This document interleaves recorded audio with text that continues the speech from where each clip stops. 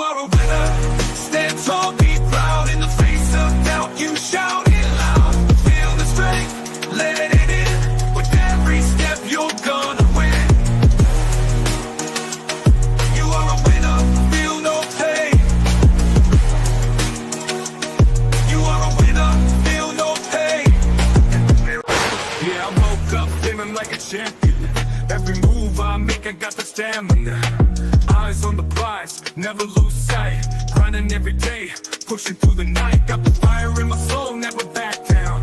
In the ring of life, I'm the one with the crown. Sweat and tears, yeah, I paid the cost. Every battle fought, I'm never lost.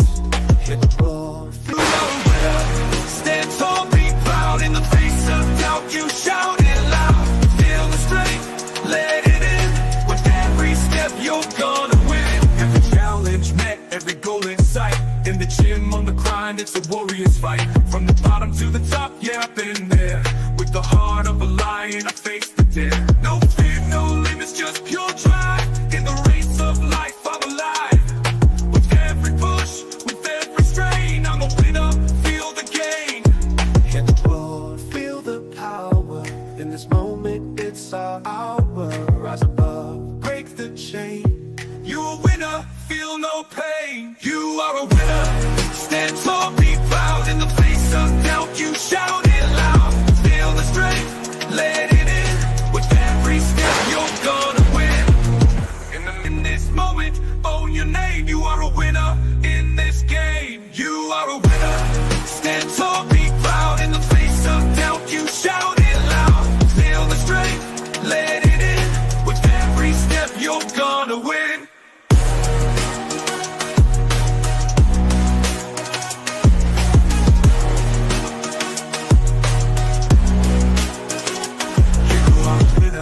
Stand tall, in the gym, on the grind, it's a warrior's fight. From the bottom to the top, yeah, I've been there. With the heart of a lion, I face the dare. No fear, no limits, just pure drive. In the race of life, I'm alive. With every push, with every strain, I'm a winner, feel the gain. In the mirror, what do you see?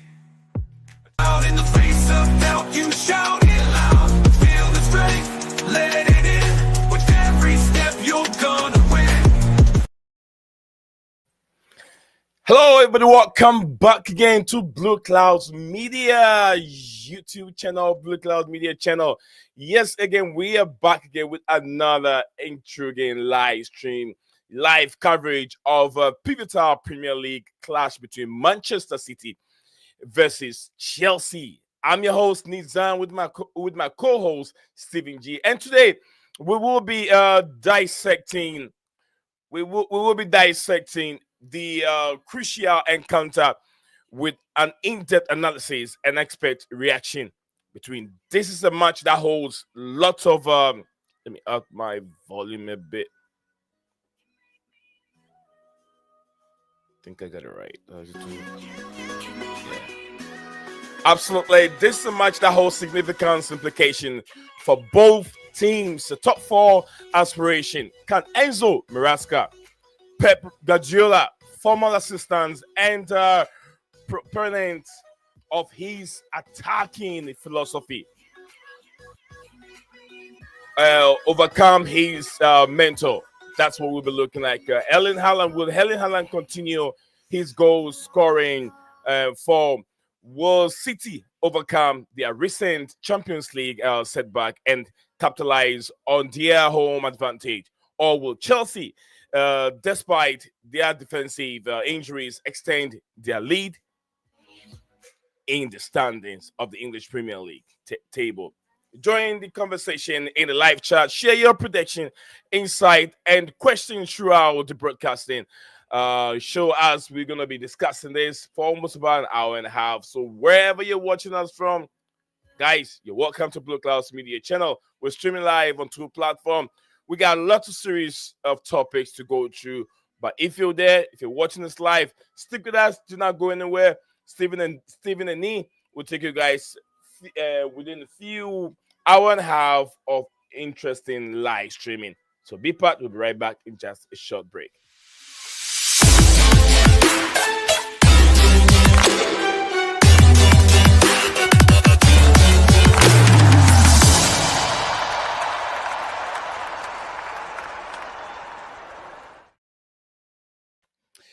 Welcome back, folks. Welcome back, everybody. Welcome back to your favorite channel, Bluecloud media channel. We're streaming live on 2 platforms. We got a few, topics we're gonna go through. Looking ahead on tomorrow's game between Chelsea and Manchester City, or Manchester City and Chelsea. We'll be looking at the team news and injury update through both managers when they went through their press conference.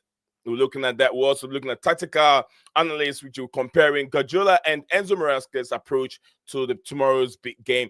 Also, we'll look at key players matchup, Haaland versus Chelsea defense. Also, we'll be looking at Ryan Sterling versus Kevin De Bruyne. Also, we'll see Haaland and Nicholas Jackson. We'll be looking at these two head-to-head, recent form, and who is ahead in this key moment. And the viewer always wants your prediction and your poll results in the comments. So whichever question you have, you know where to address it, where to put it, and we will look into and address those questions and comments that comes in the comment section below. So don't go anywhere. Keep your comments coming in. I've seen Saudis already. Big up to you, Saudis. Saudis, hello, Nee. Hello to you too, Saudis. I hope you're doing very, very well. Saudis, let's go Blue. Get 3 points tomorrow. I hope we can win that game. Why not? Certainly. If you show them too much respect, then you're not going to win it. You have to go at them. You have to attack them. There will be a mistake that will be made, but we have to make sure we correct those mistakes as things goes on. I have a lot in my mind, in my head, that I want to provide in terms of analysis in today's preview. Also, Saudi says 3-2 Chelsea. My prediction. Thank you very much, Saudi. I hope you're doing very well. It's been a while. I hope you are doing wonderful. All right, let me invite my brother in. Stephen G. Welcome back again. Big game tomorrow. Big game for Chelsea. Big day for Chelsea. Also, the women have sell out Stamford Bridge, but the men also will be going on a difficult game. What do you make of these upcoming games? But before we get into that nitty-gritty of the Chelsea and Man City game, how's your day going? Yeah, day's all right. Can't complain. Beautiful to hear that. It's been a little up and down, doing stuff around home and getting the stream ready, but finally got it done. But besides that, still cold, very cold out here. I can't wait to see these warm weather sets in a bit. But the only difference is when the weather drops and you think it's a nice weather, I'm going to go out and play, that's when you're going to get sick. So I prefer you stay away from whether it's warm or whether it's cold. Stay in the room until the cold air is finally out for a period of time. Else, when it goes down, you get that nice warm weather for a day or a period of a couple hours, and you jump in thinking it's okay. I'm going to hang out outside. You breathe in all that steam. You will be sick within a couple of days. Yeah, you will be sick. But anyway, things are going on well, Stephen. Things are going on, marvelously. I'm looking forward to tomorrow's game. Yeah, I'm quite looking forward to it. It's the first time in a while where I'm not actually, to be fair, I wasn't really that worried about the first game of the season either. So it's probably only the second time, and it's the second consecutive time in a very long while where I'm not really worried going into the game. City have been up and down. They've been very much on the up recently. But yeah, they're gonna have no Ruben Dias. They're gonna have no Doku. So Doku's been doing quite well for them recently. So that'll be a big miss for them. It means almost immediately they have to chuck in new signings into the squad. Yeah. So that could be tricky for them because they've only been around for a couple of days. And then, yeah, Chelsea got the result in their last game, obviously against Wolverhampton Wanderers. And look, people can say it's Wolves, this, that, and the other, yeah? I mean, Chelsea lost to Ipswich. Granted, the dodgy officiating didn't help us in that one. The issue, it's the same referee tomorrow as in that game. The same referee that didn't give us a penalty, Liverpool, but gave Liverpool a penalty, which definitely shouldn't have been a penalty, at Anfield earlier this season as well. So, yeah, definitely nothing shady there. So we're going to be playing against 12 men again. So here we go. Another week, 12 versus 11, Chelsea Football Club. I hope that doesn't happen. I know how Steven feels it's gonna already. happen. You know, Bro, it's happened many I times. think I'm he's just only playing. refereed 3 of our games this season. Maybe, yeah, I think he's refereed like 3 of our games this season, yeah? Yeah. And he's already given 2 penalties against us that weren't penalties and then got backed up by VAR on 2 dodgy penalty decisions. So it's definitely going to happen. This is definitely going to happen according to Steven. Actually, I'm going to double check my facts on that, but I think it's the only time that I think it's only 3 times he's refed us this season. 3 times.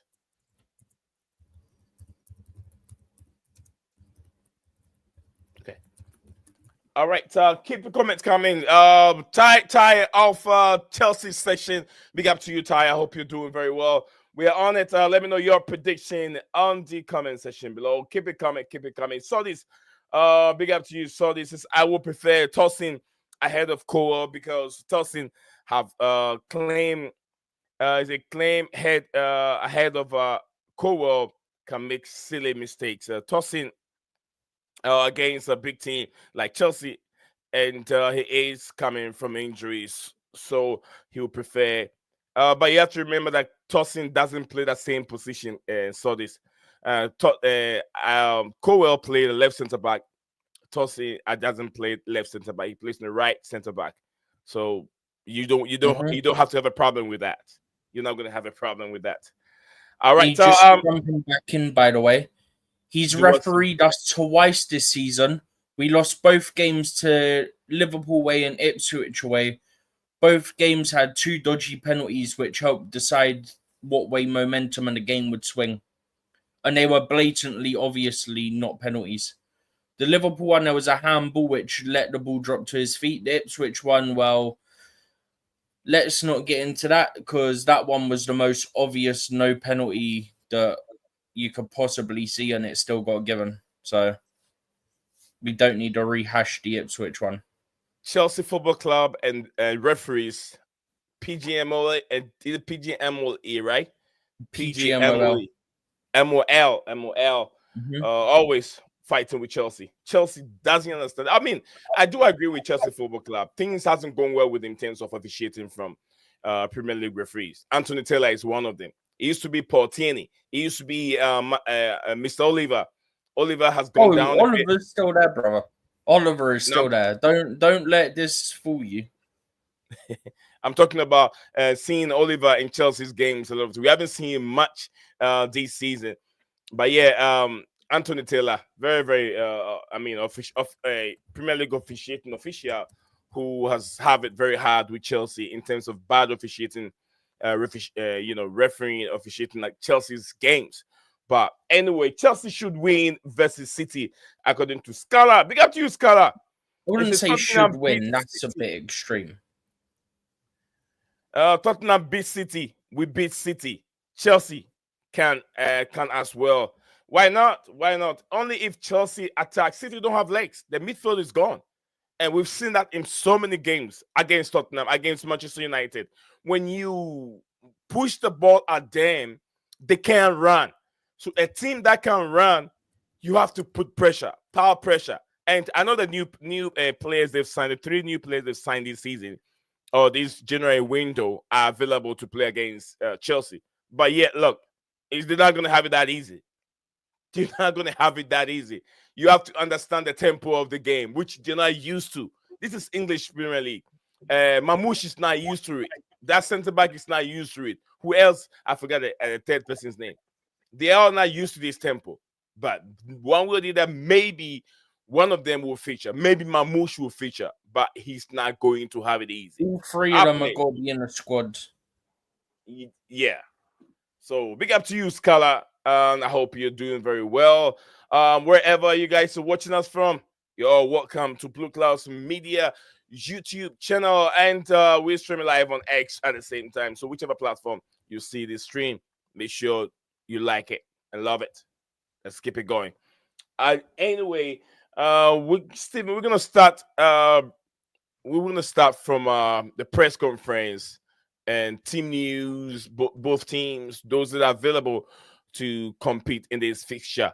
We're gonna start exactly from there. Not sure if you're ready for that. Yeah, go for it. I've not seen much of the press conference for once, to be fair. All right, so we're gonna start from at least we start from the team news.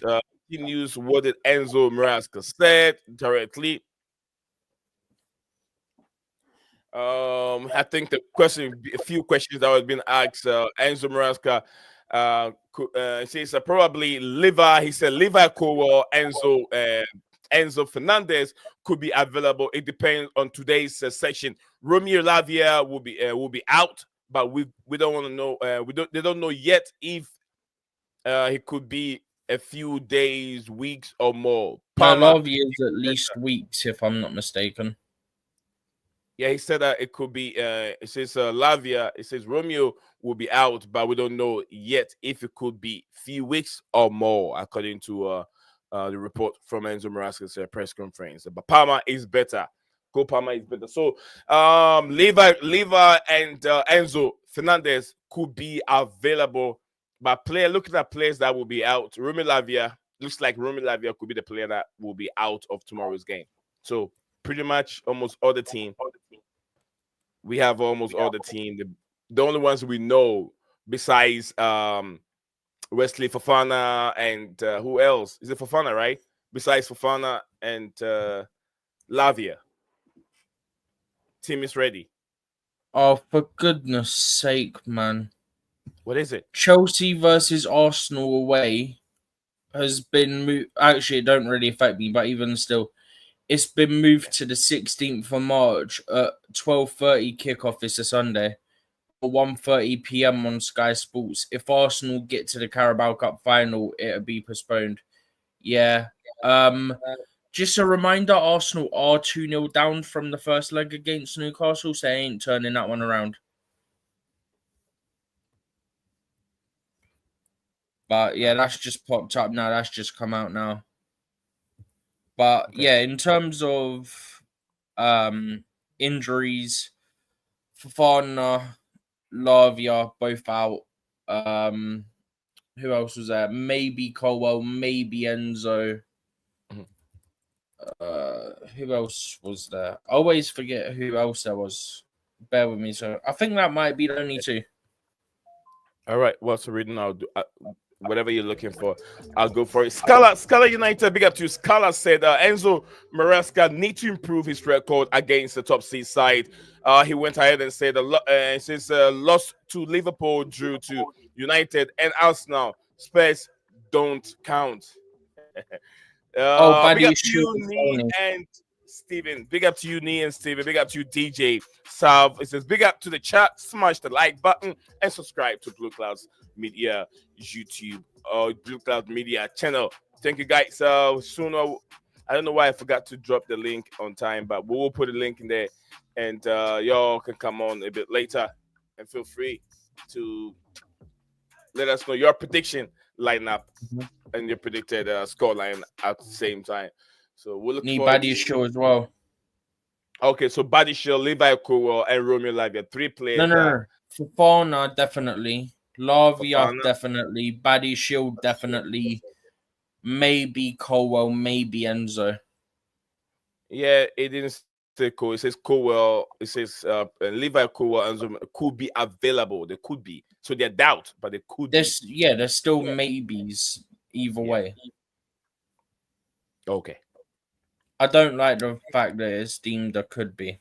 That I'd like to know, like, are we talking more likely? Are we talking less likely? Yeah, that's why it says it depends on today's section. No, looking at what they're gonna see today. It'd be nice to know what way they were trending. Were they trending towards playing or what? Like, what are we talking? That's not on him. That's on the media for not asking.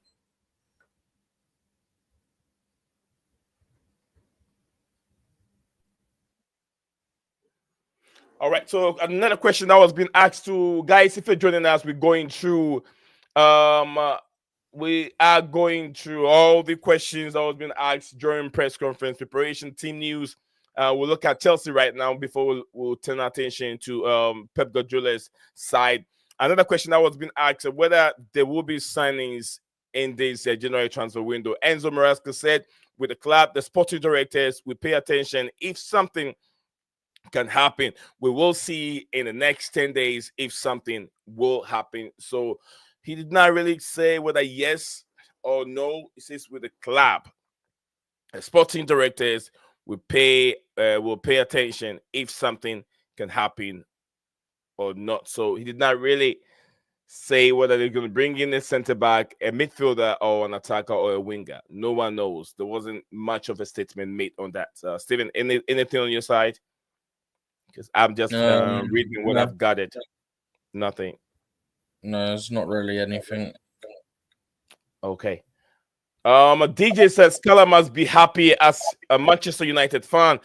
Are considering a move for Nkunku. However, his price is put off and don't want to sell to rival fans. According to what DJ is sharing with us here on the show. Thank you very much, DJ Sav. Let me go back to him and see what's going on here. In a second, I'll quickly go over another thing Maresca said because of someone was saying about the big teams and stuff. Okay, add that to it. Was. So Maresca said, if you see the top six in this moment, we beat Bournemouth away and drew at home, beat Newcastle at home, draw against Arsenal, lost against Liverpool and City. It's a matter of balance. I don't think if we win tomorrow, it means we are ready for the title. So I'm taking from that he got asked about the title again. Here. And we're really back to this again. We're really back to the whole title, no title thing again, really. We're that far behind. There's no point. Actually, talking of that, I know what I'm going to do. Let me close that tab, duplicate this one. And then from there, I open up Premier League table.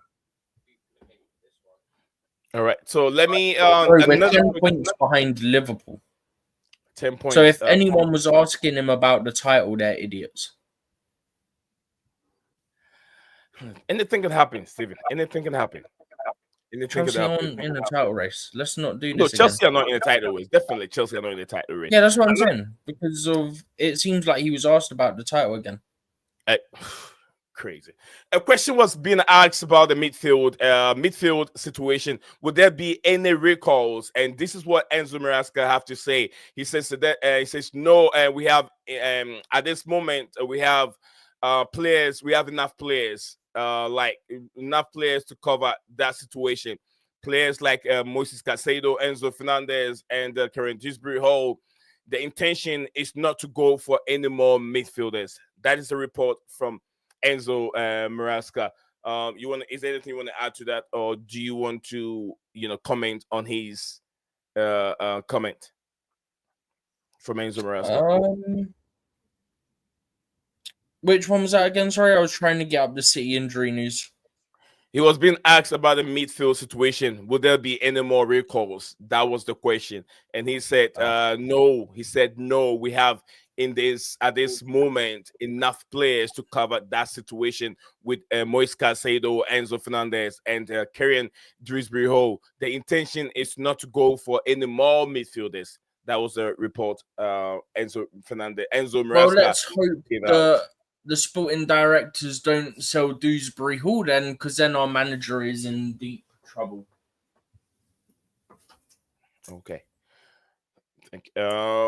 That is it right there. There's more questions that was being asked. We're going through them bit by bit after as the stream goes on. Like I told you, we will be going through the pre-match briefing, which involve the team news and injury update, tactical analysis, comparing Guardiola and Enzo Maresca's approach to tomorrow's big game, and also key player matchup: Haaland versus Chelsea's defense. And Cole Palmer and Kevin De Bruyne, or is it going to be Cole Palmer and what's his name, Phil Foden? And also we're looking at these two goalkeepers who is likely to commit murder on tomorrow's game. And also, we'll be discussing the historical head-to-head statistics and recent form. And we know how bad, Chelsea have struggled a bit in January, I think January, in the month of January, but then City have been struggling for a while now. We'll also be looking at viewers' prediction and role and poll results also in there. I didn't put in the poll up yet, but then guys, do not forget, I always say this, I haven't said it in about 25 minutes now since our live stream started. So don't forget to subscribe to Blueclouds Media channel. We'll also look at the match reaction, which is your opinion or your predictions to tomorrow's game with a scoreline or predicted lineup, whichever it is. Also, we want to take all your questions in the comment section below. So make it happen, guys. Get involved, That's what we're here for you. DJ Subsell tell apparently considering his future as he was left out again in Bayern Munich's last match. Chelsea, he's talking about Tell. Okay, Chelsea just waiting for the go ahead from Tell's come to get a deal done with Nkunku. Right, that's Bayern Munich and Chelsea considering players that are both interested in. Lord Vipination, big up to you, Lord Vipination. Says the battle we never expected from the start of the season. Yes, the beginning of the season we lost to Manchester City, even though no one saw this coming. They were not even their best game, but we still lost against Manchester City. But this is the time for Enzo Maresca, like Scala said, time for for him to redeem himself and improve on the statistics or his profile against big team in the Premier League. Too many draws and too many losses. Enzo Maresca need to improve. Go to Etihad and beat them. During those days, we beat Etihad was just a place that we go and play around. We beat Manchester City by home and away with the likes of a Vassell. If you guys can remember, the black, I think it's a black player, he used to be a striker for Manchester City. Vassell, he was just that explosive, but then he could not stand the test when they play against Chelsea. So yeah. We want to see more. There's still more questions that we will go through. Love Nation said, is the battle we never expected from start. Big up to you, man like Makim. Makim, thank you very much for joining us here on the show. Says big up to me, big up to the chat and everyone out there. Big up to everybody. We hope that y'all doing very well today. Let's go through some few more of the question we've talked about. The midfield, whether there will be incoming for the midfield. Also, we look at the Joao Felix future. A question was being asked about Joao Felix, and he said, I said for sure Joao Felix is a Chelsea player. The problem for Joao Felix and which is Christopher Nkunku, is the manager's place. Most of the games with one attacking midfielder, that is Cole Palmer, they struggle to get minutes. Not for any different reason. They are both top players. So what Enzo Maresca is trying to say is he doesn't play with two midfielders. He plays with one attacking midfielder, which is Cole Palmer. That is the reason why Joao Felix and Christopher Nkunku struggle. But what's the sense, in my opinion, from what Enzo Maresca is saying, it he plays with one. So the sporting directors do their work very well by asking Enzo Maresca, are you going to need the likes of Joao Felix before bringing him to the football club? I remember that I think Didier Salva, someone said this yesterday on the show. What is the sense of bringing Joao Felix in if you only play with one attacking midfielder? And you have two on the bench. You have Christopher Nkunku and you have Joao Felix. These players are not bench warmers. They're top players. And they will be playing for big teams. If Joao Felix was with Manchester United, Felix would have been playing for Manchester United. If Felix was with Tottenham Hotspur, Felix will be playing each and every game that Tottenham Hotspur plays or Manchester United plays. He will be starting 11. He won't be on the bench. And you have two top players. And they are bench warmers. And you're always playing Cole Palmer. That player needs some rest. That dude needs some rest. If You have to trust in what you have on the bench. If you believe you have two top players, why wouldn't you take Palmer off when you know he's struggling? Palmer has been playing through injuries. We've seen 2 games where Palmer was limping, and the following day, Palmer is back on the pitch again. What about those on the bench, Enzo Maresca? What you're saying and what the scouting directors are doing doesn't add up. I don't get it. I don't get this. So your statement tells me that either you don't communicate with the scouting directors, or the scouting directors doesn't communicate with you, or no one give a damn about what you're doing, because it looks like you're bringing in players without any use. You have no use for them, and they're just on the bench. Sporting directors. Yeah, João Felix is not a Conference League player. He is a World Cup and a Champions League player.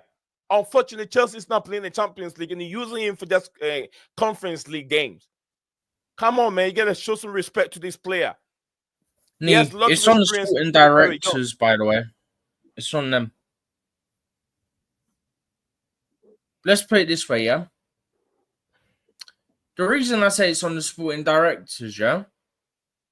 I honestly believe it is because I honestly believe if the manager wanted him, he'd be getting more minutes.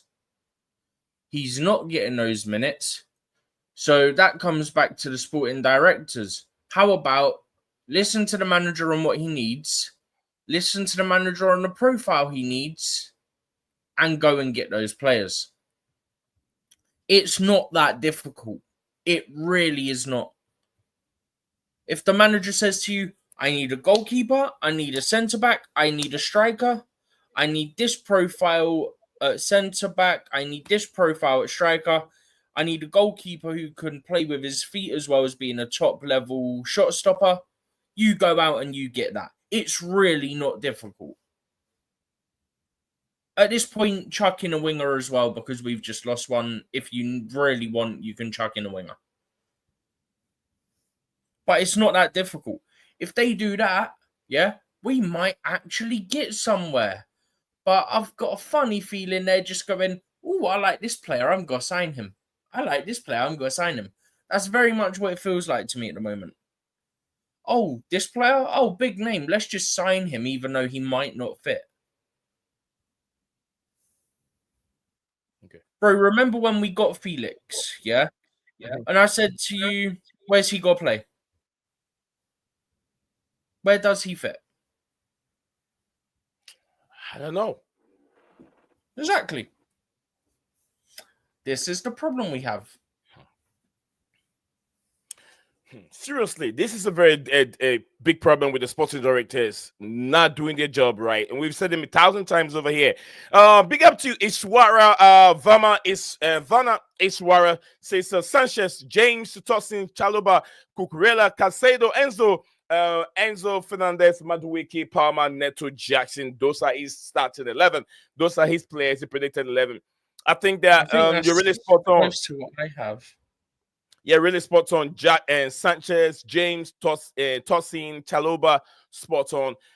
Put Liverpool, let him rest. Cucurella, Casado. Put Caldwell on the bench so he doesn't start a game straight away. Right. And then you give him an extra game. Absolutely. Casado, Enzo, absolutely. Yeah, because Lavia is not ready. So Casado, Enzo comes in. Karen Dewsbury can be on the bench. Madueke, Palmer, Neto, Jackson.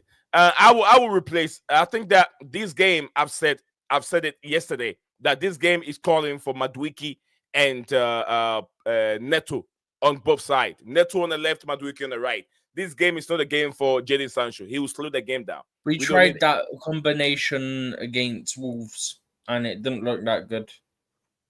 Yeah. Jadon Sancho. This game is not going to be good for Jadon Sancho. This is what we need. I'd put Sancho. You prefer Sancho? I don't want Sancho to start this game. I don't know, because this is going to be pace, end-to-end game. We're going to see a lot of what I say, beautiful football, end-to-end. Lots of mistakes will be made. You will see it. But big up to you, Verna is I think Ishwara. I like that predicted lineup you have there. It says I don't know whether Neto or Sancho start. Rest, I think the start for him. DJ Sap said, Nee, seriously, Nee, seriously, Nee. All right. Comment. What was that, DJ? DJ said these just blah blah blah. No, I don't mean to press that one.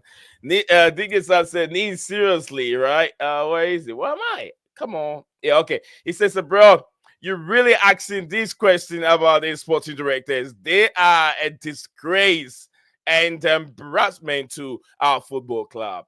Absolutely, DJ. I do agree with you. He says, "What's wrong with Ganacho?" Yeah,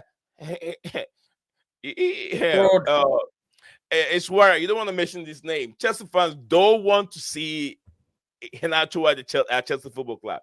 Nobody wants him there. For now, I'll say no one wants him at the football club. So keep that name down. But if the scouting directors, one of the things they want to do, go and get him. Why do we need midfielders if we need strikers? Invest into a lone striker to help Nicholas Jackson. If Jackson is missing too much, you take him off. But we need goals from the wingers also. I keep saying it. But if Jackson is missing, invest into a lone player just for the rest of the season. Increase our goal tally. The team is not scoring many goals. If Jackson doesn't score, Palmer doesn't score, no one else is going to give us goals. Besides the improvement of Tosin, and maybe Mr. Chaloba will improve that set pieces that we've been having. Okay. Keep your comments coming. Keep your comments coming, guys. Keep it coming. Keep them all coming. We still got some more questions that was being asked on the press conference. Questions from the journalists. More from the journalists in today. I mean, he has a better output winger than all the wingers we have right now at this moment from Werner. Thank you very much, Werner. Isn't that what we want? Output, yeah, output players. And this question can even sum up some of these questions that the comments. Wait, who's got better output than what we have at the moment? He said the better output. Does that relate to Garnacho? No, bro. It doesn't.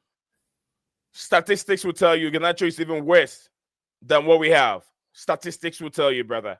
Statistics, which is hard to believe, but it's true. Yeah. Statistics will tell you. DJ said apparently we are helping Manchester United with their FFP situation. That's why we are going in for Alejandro Henacho. Maybe that could be the problem. Apparently, being the key terminology there. We don't have to do that, but they're trying to help each other out. You can remember the. No, I don't think we're gonna do that deal, Nate. I've already said this because it makes no sense for Chelsea to do the deal. Output, Garnacho has better output. Sometimes very, very difficult. He really doesn't. All right. We have Makim in here. Makim will jump in here for the bit. But, Steven. Wait, who said that he's got better output? I'd love them to find me proof because I've got proof that discounts that. Mm-hmm. Another question that was seen the proof I've got that discounts it. Okay. Some few questions that was being asked during the press conference, and I don't know you guys' reaction and how you want to react on that, but I'm gonna read it. A question was asked about Robert Sanchez and the mood of Robert Sanchez to tomorrow's game. And he said, "Robert is okay. It is a matter for me to understand that anything can happen. How many times has Moses Caicedo missed passes? How many times has Nico Jackson's missed goals? How many times? And how many times has Noni missed crosses? Many times Robert has made few, he says four mistakes. Is it 4 mistakes or more? He says Robert has made 4 mistakes. It's normal. There isn't any strange thing behind this. This is our job, according to Enzo Maresca. What do you guys make of these statements from Enzo Maresca? He says Robert Sanchez has made 4 mistakes. Welcome, Makim. Welcome to the show, Mr. Makim. You know, on the lineup predictor thing, yeah, I'm trying to fit Man City in it. You will see Nunes at right back on here because he's played there the last few games for Man City. Okay. All right, no problem. We'll get into that. But I'm not so sure if you hit what I was reading. We'll get into the lineup. I know Don't what worry. you're on about. I know what you're on about. All right. Makim, welcome back to the show, Mr. Makim. You all right? I don't think Makim is ready, but when he's ready, he just let me know. He will jump in. He says, "Show me Neto." She show me Neto. Neto. She's show me Neto, Sancho, Madueke, Ganacho output. Past 3 seasons. 3 seasons. Why are we suddenly talking about past 3 seasons? Vema, Past 3 seasons isn't relevant. Let's look at just 2 seasons. 3 seasons is way too. No, let's look at this season. This season's the relevant one. This season hasn't played much, so there's not much to talk about this season. But last season, we can refer back to last season and see He's what played the output.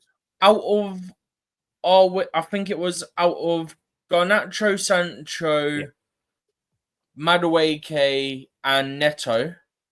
I think only one of those I think has more minutes than Garnacho in the Premier League, and it's only about 70 minutes more.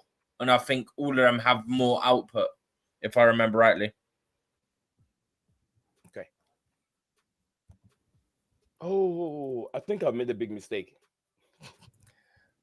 I made a very huge big mistake. What you done? Steven, look at my thumbnail. Has wolves wolves on it. I made a very big mistake there. Good thing my thing is so open. I gotta change the title. Oh, 7. Yeah, big up. Big up, Makim. You all right? Yeah, all good, man. All is well.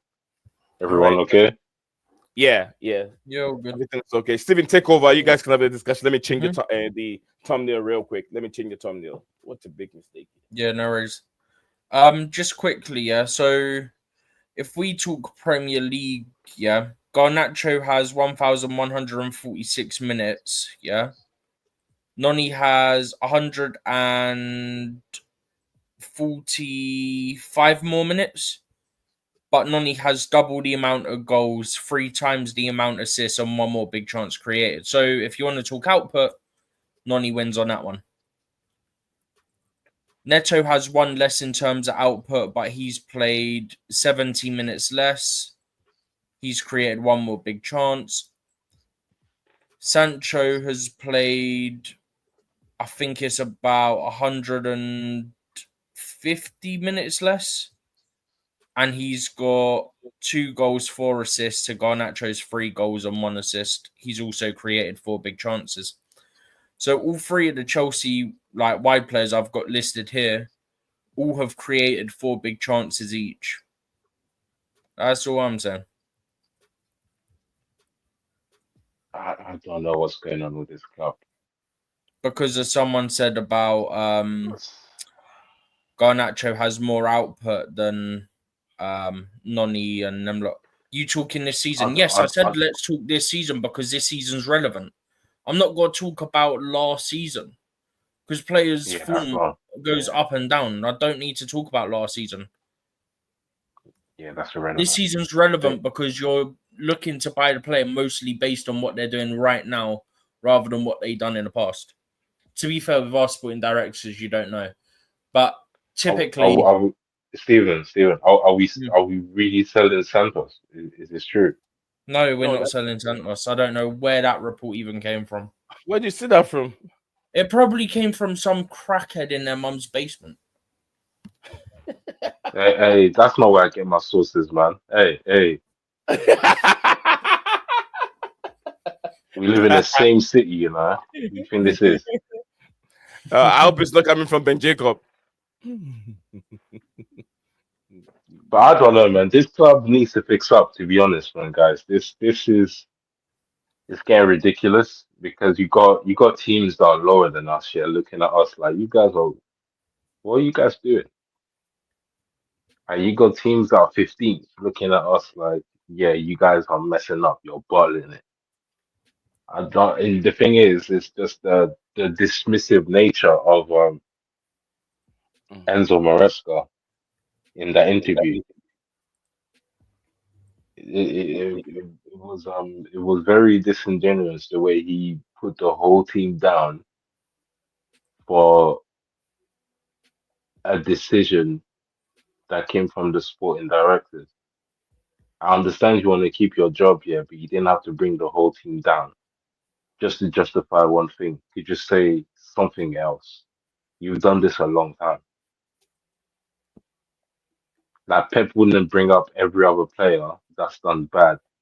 That even if No, he does, I think you've he's missed the earned the point where merit he's to saying even do about this that. person made a mistake, that person made a mistake. I Yeah, think you're missing the that's point. so childish. That's so girly, bro. Like, there's no need for that. He's not wrong though.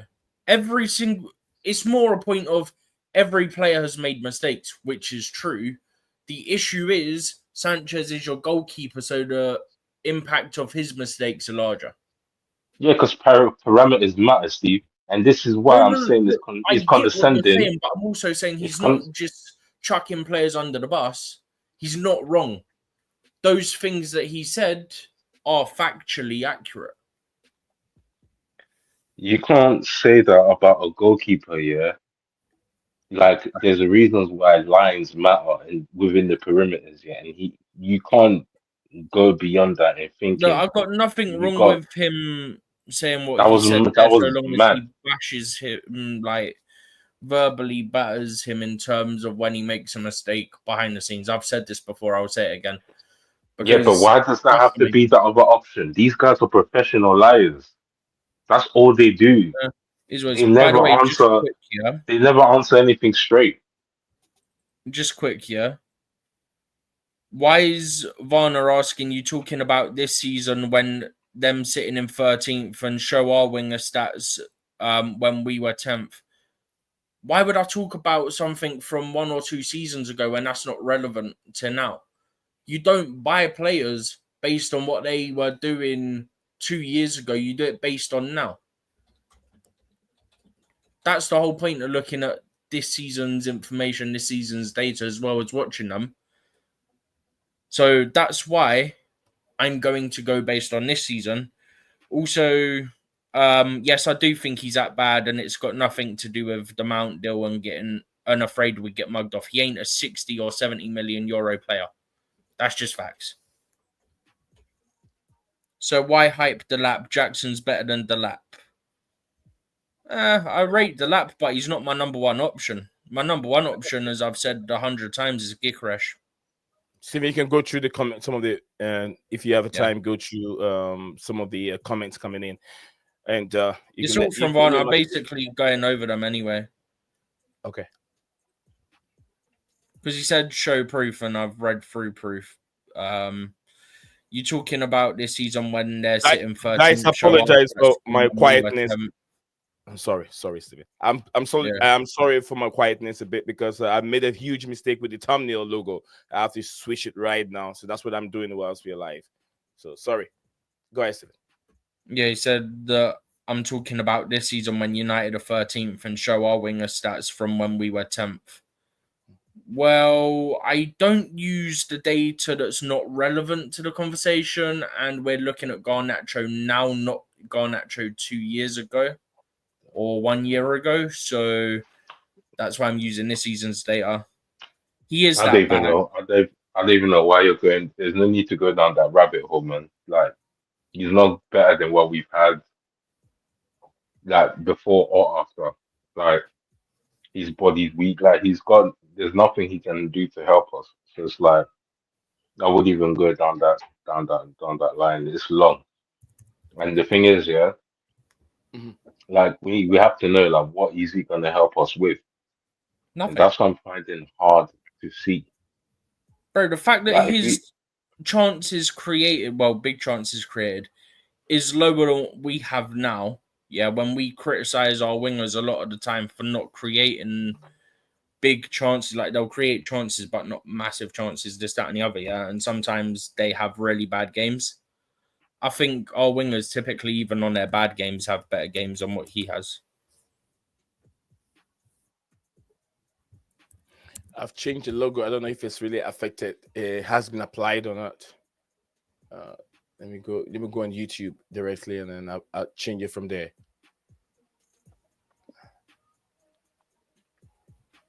Like he's really not gonna get a midfielder. I can't believe this. Yeah, I've just seen your message. I'm not taking it that way. Okay. Thank you. By the way, yeah, just to make a point, granted, I state this and I preface this every time. Noni's got 6 goals this season. Yes, 3 were against Wolves in that game where he banged a hat-trick, yeah? But at the same time, Garnacho in his whole Premier League career has 13 goals in 78 games. Noni this season has 6 goals in 20 games.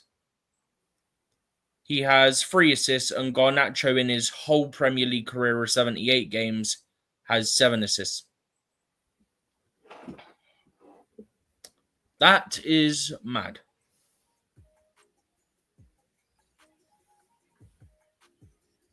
Do you know what?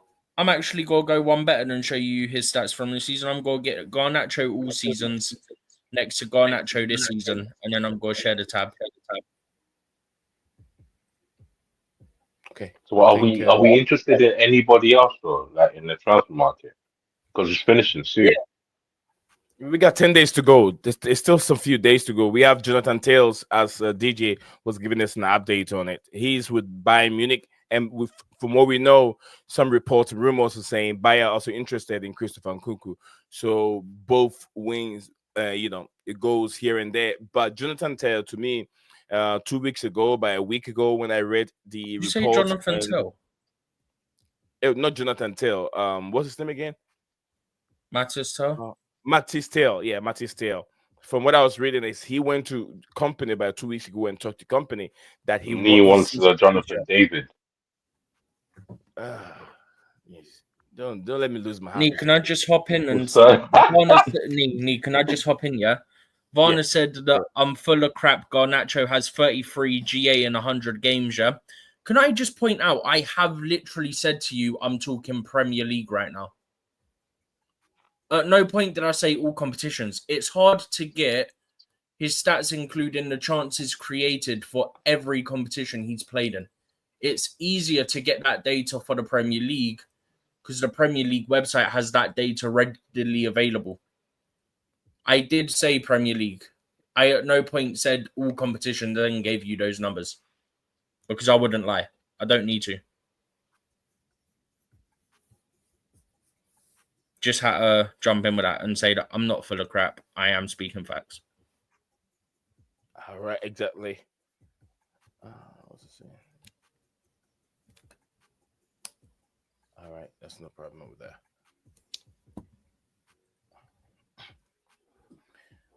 Go to team play quick. Bro, he's created 11 big chances in his whole Premier League career. The 3 wingers I have listed for us have 4 this season. He has 3 this season. Oh, that did not change. Are you still trying to figure out the thumbnail thing? I did it. I want to make sure it's changed. Yeah, I've done it. Go on, Steven. Go on. Huh? I said go on.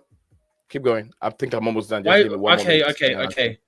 All I gotta say, yeah, you're saying recent fan bias, count his stats, then you are full of crap. I am not. And GA only, I'd like to look at the goals, the assists, and the amount they create, because then you get a broader picture. Stop saying I'm full of crap, because you're just waffling now, and I'm gonna start not paying attention to anything you say towards me at this point. Hold on. Let me address this. Let me address this real quick. Vanna, please. Come on. You're better than that. What we do here, I know you know, it's not that easy. A lot of research goes into it and backing what we say with numbers, facts, and figures. If you want to challenge Steven, go and challenge him. Say, hey, this is Garnacho's statistics this season. He overdid or he performed better than Sancho. He did perform better than Noni Madueke last season. These are statistics. Bring those figured out, and then you can go back and forth with Steven. But don't use words like crap, because you gotta give Steven, you gotta give us on this platform some kind of a respect. Okay, but we don't disrespect you. Okay, then I understand what you say. He's then jumped back in saying I'm full of crap and no research. That guy's so biased. Nee, I'm sharing with you now the Premier League website. You get what I'm saying, brother? So no, there's a lot that goes in here. There's a lot of research, there's a lot of information that we gather each and every day before we come and sit down here. We don't just come here and waffle. Actually, let me zoom out a second. Don't do that. Don't do that. That's disrespectful on the highest level. And you know we don't ever disrespect you. There's so many platforms that no one's even gonna read what you're typing there. But we want to make sense from what you're typing. We want to connect with you. We want to answer your question. You want to have a fair argument with you. That's why we create this platform. So if you have someone who's interacting with you, trying to answer your questions for you, you got to show that person some respect. Okay? I know you're not that type of person, but I don't know what's really got into you today. I mean, get your informations out. Say, Stephen, hey, 2022-2023 season or 2023-2024 season, Garnacho produced these for Manchester United. What did Sancho produce for Dortmund? What did he produce for United? Okay, he's at Chelsea. He's putting these numbers. He has that number of minutes played, but compared to him and compared to that, you get what I'm saying? It's not just a player. There's so many things you got to look into it. Sancho, I've had my own criticism with Sancho. I said he doesn't produce enough goals. And this team need goals. Donny Madueke has been very, very wasteful also. So whoever comes in that can challenge any of these players out there, I'll be very, very happy with it, because none of these players have really, I'll tell you, players that really haven't sealed their spot or they're sealed their position. I'll be done in a second so Stevie can go through it. Donny Madueke hasn't sealed his position as a right winger for Chelsea. He's not settled yet. Pedro Neto himself is also struggling. He hasn't put a foot. He hasn't really make that position his. Jadon Sancho, to Enzo Maresca's eyes, he is his preferred, left winger for Chelsea. But to me, he hasn't. You get what I'm saying? When you go to a defense, Cowell, the same thing. Cowell is struggling. He hasn't made that left center back position his. He's still, people are there that can challenge him. Reece James, that's his. Even Reece James gets injured, he comes on the foot, he'll give you a 9 out of 10. Just give Reece James 2 more games. He'll give you 11 out of 10 performance. So Reece James, I can't complain. The goalkeeper, problems. So there are certain key positions. Number 10 position, creativity position, Palmer, that's his. He has Caicedo position, his. It lies between his partner, whether Enzo Fernandez or Levi Kowa. So there are so many positions in our team that need other players to come in and challenge. No one owns those positions here.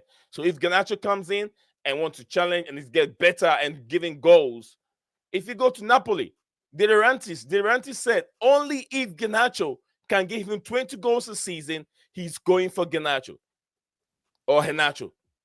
But this guy doesn't produce even 15 goals a season. I stand up to a point of correction. You can correct me if you have produced 15 a season. If he has, then why not? Just can go in for Garnacho. Yeah.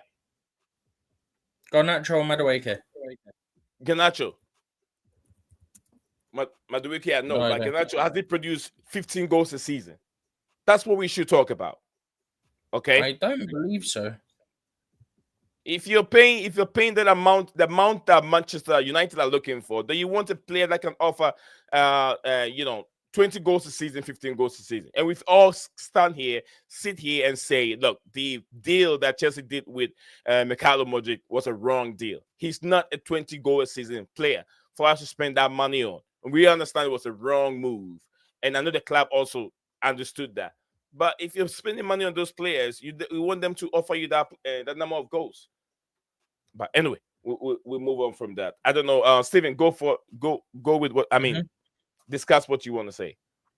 Yeah, no. So this is what I was saying. Yeah, if you want just goals and assists, yeah, Let's look at a Prem because then you can get the chances created data. You can't get that for Europe. It's very difficult. Yeah. But Premier League website has this stuff. Yeah. All seasons in the Prem, 78 games, 13 goals in the Prem, 7 assists. Yeah. This season, 3 goals, 1 assist in 21 games in the Prem. Yeah. If I scroll down, again, you see under all seasons the assists because I'm under team play now. So 7 assists in all seasons, 1 this season. 11 big chances created all seasons in the Prem, 3 this season. That's all I'm saying. See? Research. Steven, he said he's sorry. So thank you very much, Werner. He said he's very sorry, and you're right. Garnacho, 57 games, 10 goals, 5 assists. Madueke, 43 games, 11 goals, 5 assists. Neto, 57 games, 3 goals, 11 assists. Nacho, 47 games, 11 goals, and 10 assists. So if you look at the numbers over there, will tell you that all the players that we have are better than Alejandro Garnacho because he has more games. Okay, the only one that can match is the number of games he had is Pedro Neto. And Neto has 3 goals and 11 assists. Neto has what doing the quick maths on this. So Neto has 1 less involvement. Neto has 3 goals, 11 assists, total in 14. Garnacho has 15, split 10 goals, 5 assists.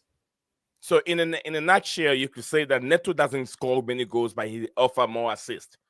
So what are these scouting directors doing? When you're scouting for players, you look for wingers that can score goals. Like scouting directors went, let's get another player who's similar to what we've got, and it's like, why are we doing this?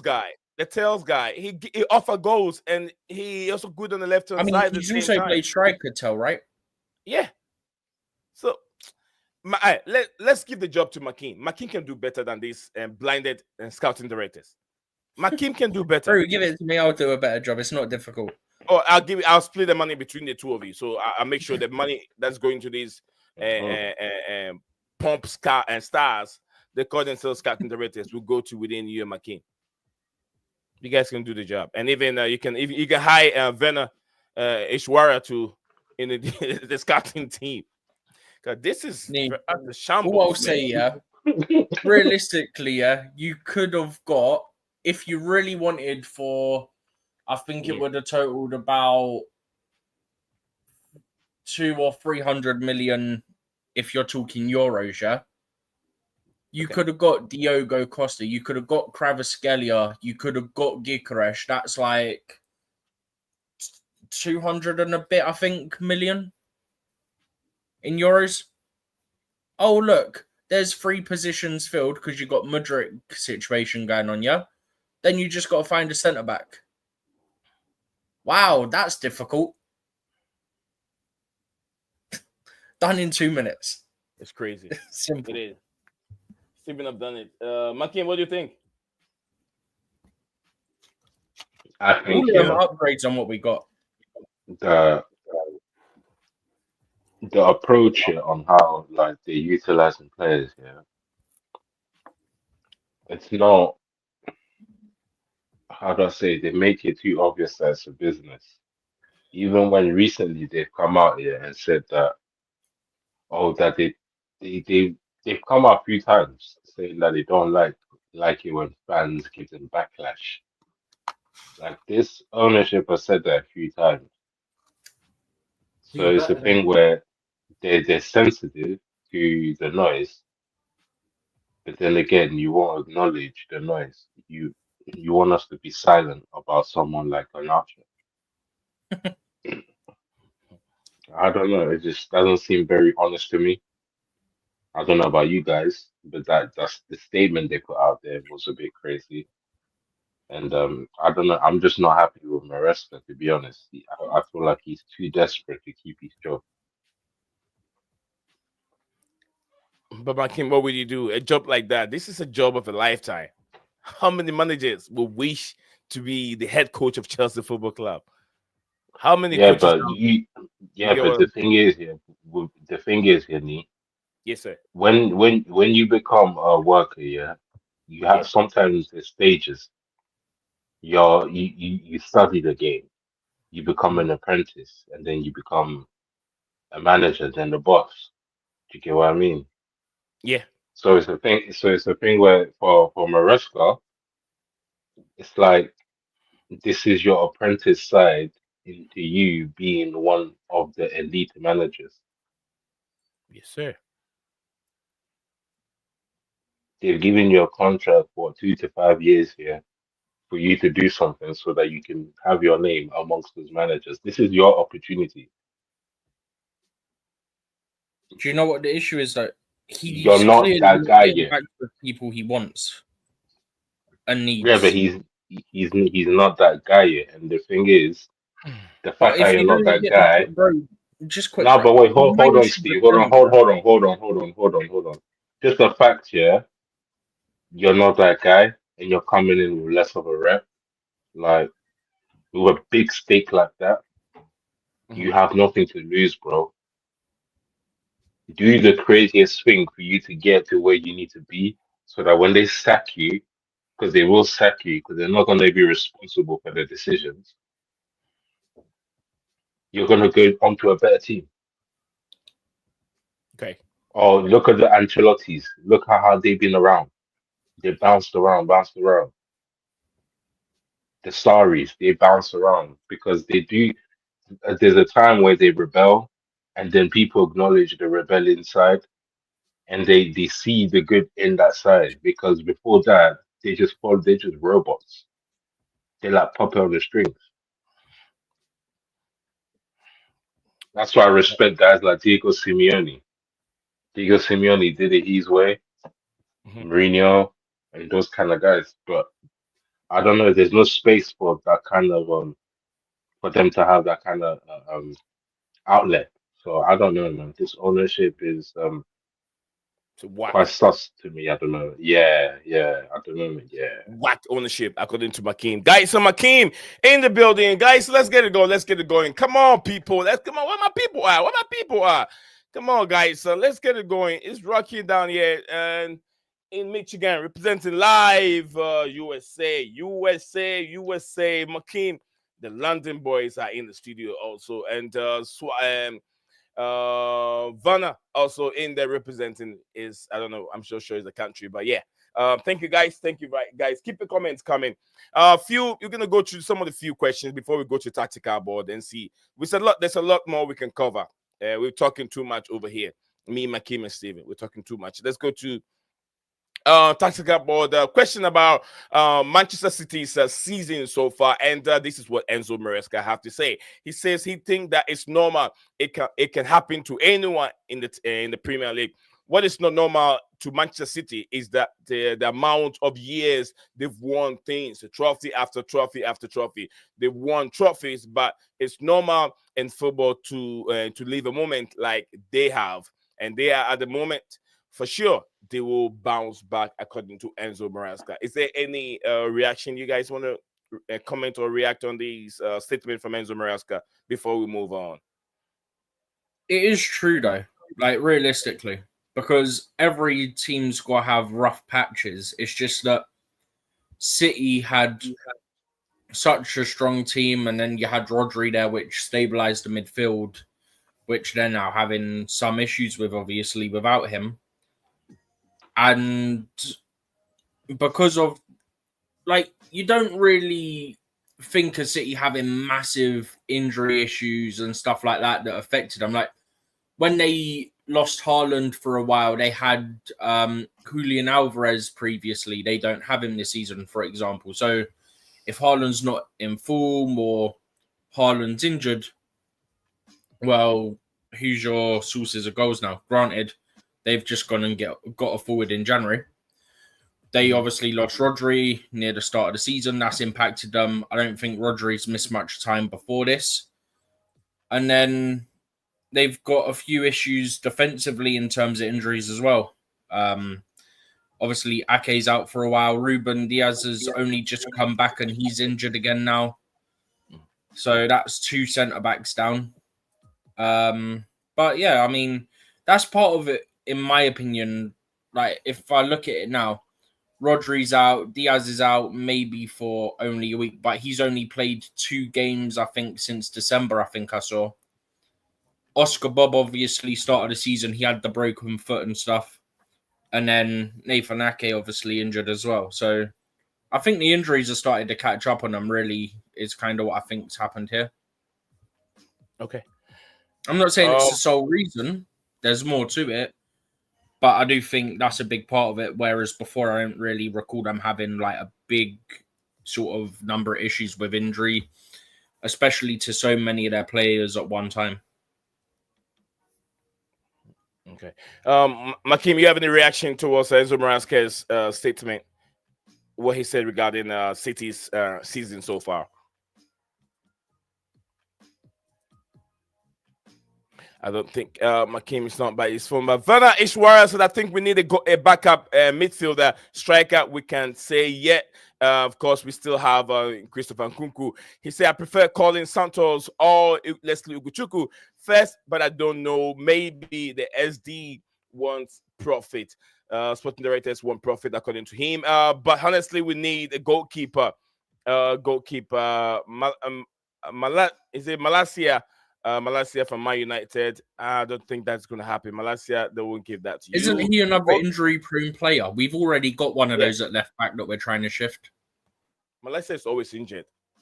Werner, he's a good player. He's a good player, but he's always injured. 0308, Makim, you're coming in twice. 0308, 27, 25th January. What does that mean? I don't know. 0308. Is that the time? Is he saying it's 8 minutes past 3 in the morning on the 25th of January? Oh, he's already in the morning. Oh, probably he's somewhere around Asia. He's somewhere around Asia. Malaysia. He said Malaysia? Oh, yeah, Malaysia. Malaysia. Okay. Oh, I thought it says when I saw the Malaysia, it referred me to Tala Malaysia, or whatever they call him, from Manchester United. That's why I said his name. Yeah, My bad. See it, so I just thought that you somehow got Malacia, and I was like, huh? I thought it was Malacia, so it's Malaysia. Oh, Malaysia, yeah. Okay. He confused himself and then confused me. You know what, Werner? I'll say you've done a very good job. You know why I'm saying that? For you to be able to be up that early in the morning to tune in and see what we got going on, that's commitment. You get what I'm saying? That's commitment. And I don't know if I've seen you this 2025 season. If I haven't seen you this year, then this is for you. Happy New Year to you, brother. Happy New Year.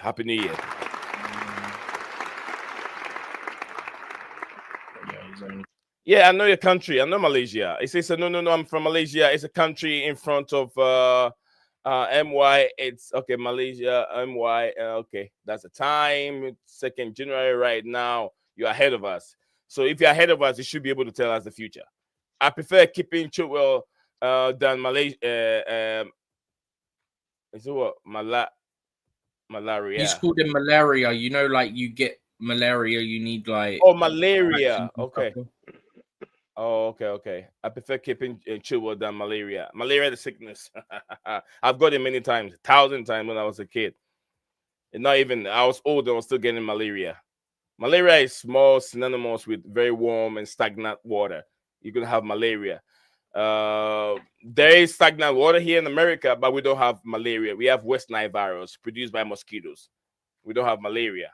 They're also deadly. West Nile virus are deadly. Not every mosquito produces malaria. It depends on the country. Our mosquitoes here don't produce malaria. They produce the West Nile virus. It's Africa region. The mosquitoes produce malaria. Warm places. If you have warm places, yeah, those mosquitoes will produce malaria. It says Happy New Year to me to Malaysia. Thank you very much. It's fun. It's fun to talk about this. Anyway, Makim, you're back. Yes, sir. Okay. Before my kid come in, he wants to have his say on the Enzo Maresca's fair analysis of what's going on with Manchester City. This is what I'm going to say. This is what I'm gonna say, and you guys can, you know, come at me anytime because I don't really care. I'm just saying I'm speaking the fact. The fact that Pep Guardiola have won Champions League and the number of Premier League trophies continuously back and back and back the way he's done it. Still, that to me, I don't see him to be the best manager ever on planet Earth. I don't see him to be the best manager. I see Jose Mourinho better than Pep Guardiola. You can. It's not just a style of football. I'll explain. Pep Guardiola have told us that when the going is tough, he cannot do it in a smaller football club. Pep Guardiola can never win a Champions League with FC Porto. Pep Guardiola couldn't win a Champions League with what Barcelona even had. No, Bayern Munich has. He couldn't do it. That should tell you, with all these players that Pep Guardiola still have, and he's losing that number of games. But look at what Jose Mourinho did. Jose Mourinho did with FC Porto. Won the Champions League with Inter Milan. Inter Milan at that time, they were not having the billions of billions. They were not splashing the cash everywhere, bringing in top players, spending 400 million on defense alone. More or less, look at the attack. And the goalkeeper after goalkeeper. No. How long was he at Porto? What was that? How long was he at Porto? How long was Mourinho at Porto? Mourinho probably, I'm not so sure, but I'll say maybe 3 years at Porto, or even less.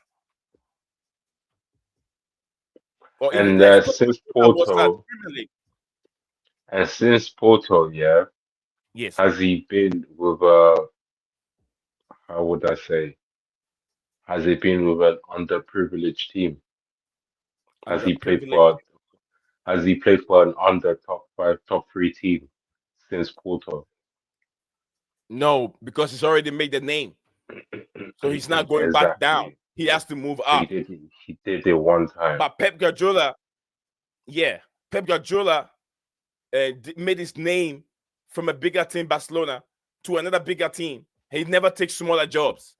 Big team with money. He moved from Barcelona to a bigger team like Bayern Munich, and with all those players that he had at this time, he couldn't win the Champions League.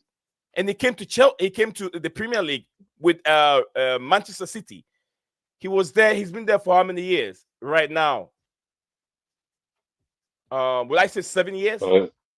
So you're gonna discredit that because he hasn't done it with a smaller team. No, so he should win the Champions League. I'm not discrediting with a smaller team.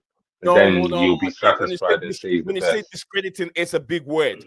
It's a big word you're using here. I'm not discrediting his achievement, but I'm trying to put him in the right place where he belongs. He doesn't rank number 1 in the all-time managers in the world. For me, he doesn't. Okay, so by that logic here, then you can say the same about Alex Ferguson. Mm-hmm. I can say that Alex Ferguson. Alex Ferguson was one place. He was stuck at one place. And even he did the same Manchester United in the Championship, qualified them back to the Premier League. He did also did a good job with Aberdeen. He did it privileged. And before that, they were not doing good. When they got privileged, then they never looked back.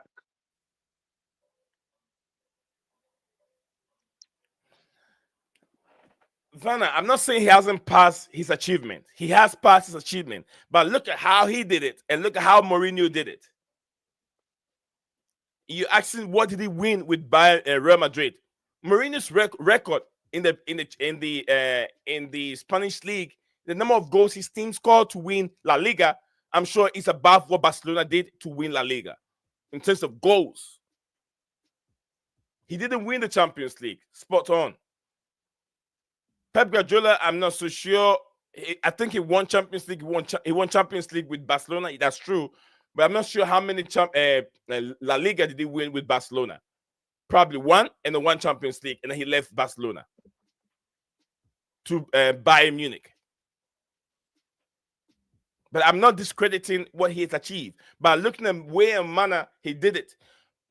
FC Porto, They did not have the finances compared to what Barcelona had. FC Porto did not have the finances that Bayern Munich have. FC Porto did not have the finances that Chelsea had.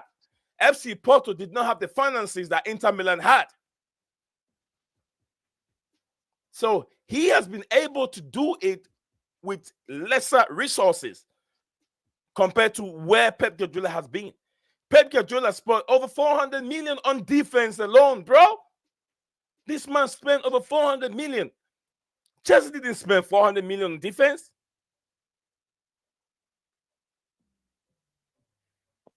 Chelsea didn't spend 400 million in defense in goalkeeper. No. Peter Cech was on the bench. Kudicini was in the goalpost, and then he make a swap. It was a revelation. We didn't spend that money. He has Claudio Bravio, whatever his name is. Then he sent him away. Then he brought Edison. Then he brought Edison. Then other goalkeepers that have been there.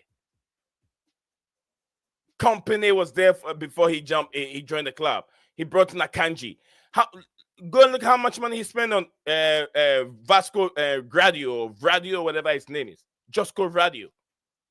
Lots of money.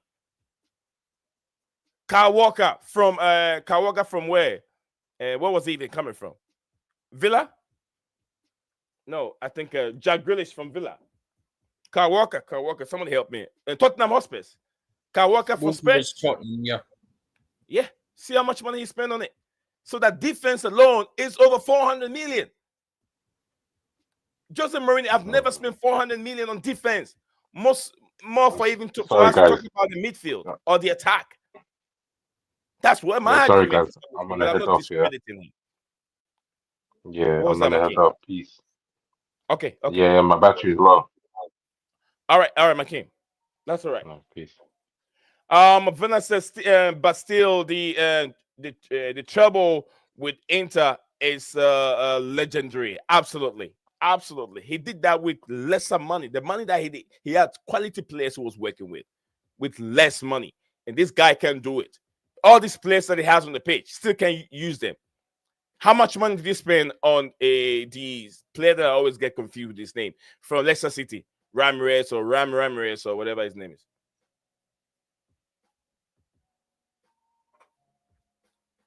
Leicester City players. He spent millions and millions on those players. You get what I mean? But best coach ever is Carlo than Pep. See, that's what I'm talking about. That to me, I don't think that Pep Guardiola stands as number one coach for me. And you even bring in the Carlo Ancelotti. I haven't even mentioned Carlo Ancelotti's name. Carlo have done it everywhere you go as a player and as a manager and as a coach. Carlo have done it. This guy can do it. Now look at how much money he's spending already. Just this January transfer window, he's done three players. He can't manage the squad that he has. He can't manage the one he already has. He wants to get rid of them and bring in new players. That's Pep Guardiola. Sorry to do this, but what did Jose do at Madrid? No, Vena, you don't have to be sorry. You're asking very vital questions here. What did he do at Madrid? And I think I've already said what he won with Madrid. He won the local trophies, which is the Premier League, and produced the highest number of goals which is ever scored in La Liga, with Cristiano Ronaldo, with Karim Benzema on the bench, and other players.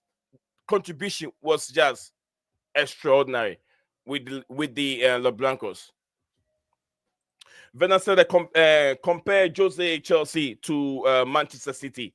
Okay, if you want me to make that comparison, Jose was not at Chelsea that long compared to how long Pep Guardiola has been there. So yeah, we can go back and say during the early days of Jose Mourinho in 2002 to the time that he left, I think he was there for, Steve, was it 4 years or 3 years? Who? Jose, was it there for 3 years? What? Or 4 Real years? Madrid? Can't remember. No, at Chelsea. Oh, Chelsea. 3 years the first time. 2.5, 3 years the first time. Then he came back, did another couple of years. I think a couple of years, not years. I think 1 year. isn't it? What, the second time? No, he came back a couple of years the second time. Because we didn't win the league in season 1 when he came back. We won it the second season because he went out and got Costa and Fabregas. Yeah. And then we dropped off, and then we had Hiddink come in as the interim, and then we got Conte. All right. Werner said Pep won 5 trophies in a season at Barcelona.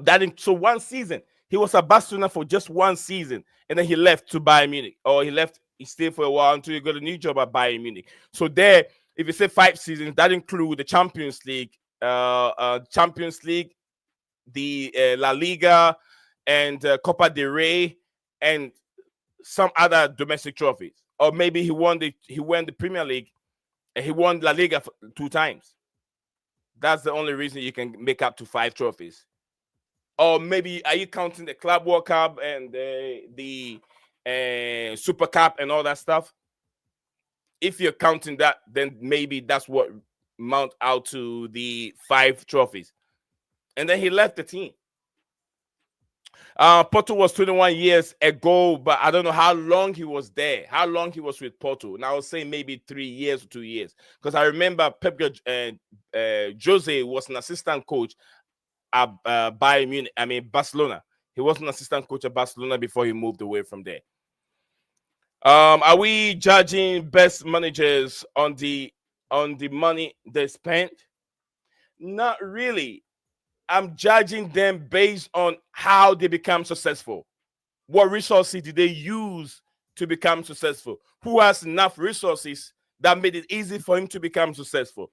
And compare Jose Mourinho, when he became a top manager, he did not have enough resources, the amount of resources that Pep Guardiola have to build his team. When Pep Guardiola took over, the team has already been built for him by Ruud Gullit. Is it Rijkaard? No, Rijkaard. Rijkaard already built the team for him, and he just took over. But those teams he used the team that has already been built for him. So he did not build that team. He used the players that he had, but they were quality players that was left for him to work with. But since he moved away, he has to move from rich team to another rich team to another rich team. He never moved on to maybe a mid-table team to trying to make them play his style of football, just like Enzo Maresca have done. Enzo Maresca went and picked up Leicester City, who 2 years ago or 3 years ago won Premier League, got relegated to the Championship, picked them up, won the Championship, and promoted them to the Premier League and moved from there to Chelsea. You get what I'm saying? So he has done a good job with, but I wouldn't even say a low budget. I wouldn't say a low budget team. Leicester City at that time still have quality players, expensive players. Because if you look at their finances compared to the other Championship teams, Leicester City will beat, or maybe they're ahead of everyone with the number of with the finances. Leicester City have more money than them. So although he did very well with Leicester City, he still spent quite a bit of money. He did not spend the money, but the players were already there. Similar to Pep Guardiola at Barcelona. Like I said, I still stand to point of correction. You guys can correct me when I'm wrong or you feel I'm right. All right, Vena said I got it, Coach. Since you're a Jose fan, I'm a Jose fan as well. But let's be real. Pep is a better coach in the books. I'm not talking about coaching. Yet you're getting my point wrong again, Werner. You're getting my point wrong. I'm talking about which of these 2 managers can manage with less resources and be able to become a top manager. If we can, if let's reset the clock. Let's take Pep Guardiola back to where he started. Do you think that Pep Guardiola can do it with a team like Porto, who has less resources? Or do you think Pep Guardiola can do it with a team like Brighton Football Club to win the Premier League and be able to win Champions League before they can say there is a new manager coming out from La Liga? His name is Pep Guardiola. Let's go and get him. He can't, or he hasn't done it for us, for him to prove to us that he can manage a lesser team to be able to conquer conquer, a league. Xabi Alonso is doing it right now with Leverkusen. Leverkusen. Can Pep Guardiola do it? That's a big question. That is how you can say this is a manager, because he won the league. As Alonso have done it, he won his version of the Champions League with the Confederation Cup, isn't it, Steven? That's a Confederation Cup, Europa League, right? What, with Roma? Yeah, did he win the Europa League? No, he got robbed in the Europa League by what's his name? He won the conference, then got robbed the next year of the Europa. Yeah, he won the Conference League. Then got robbed in the Europa League final. Europa League the next year. So that should tell you these are managers that work with less resources. If you put Alonso team in Real Madrid, he will conquer the whole Europe. That shows you that this man has the tactical know-how, and Jose Mourinho even said it.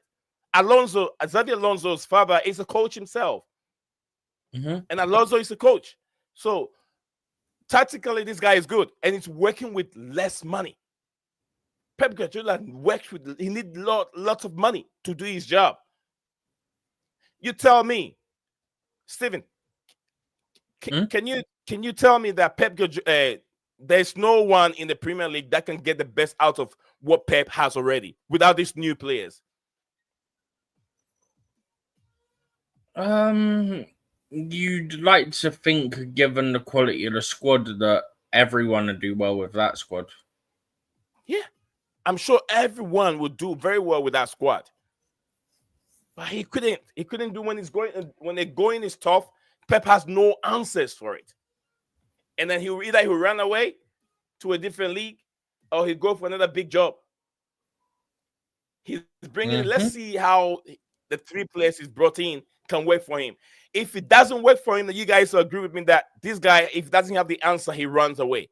He's a runner. Let's see how that happens. Do what, Steven? It's a song. Oh, okay.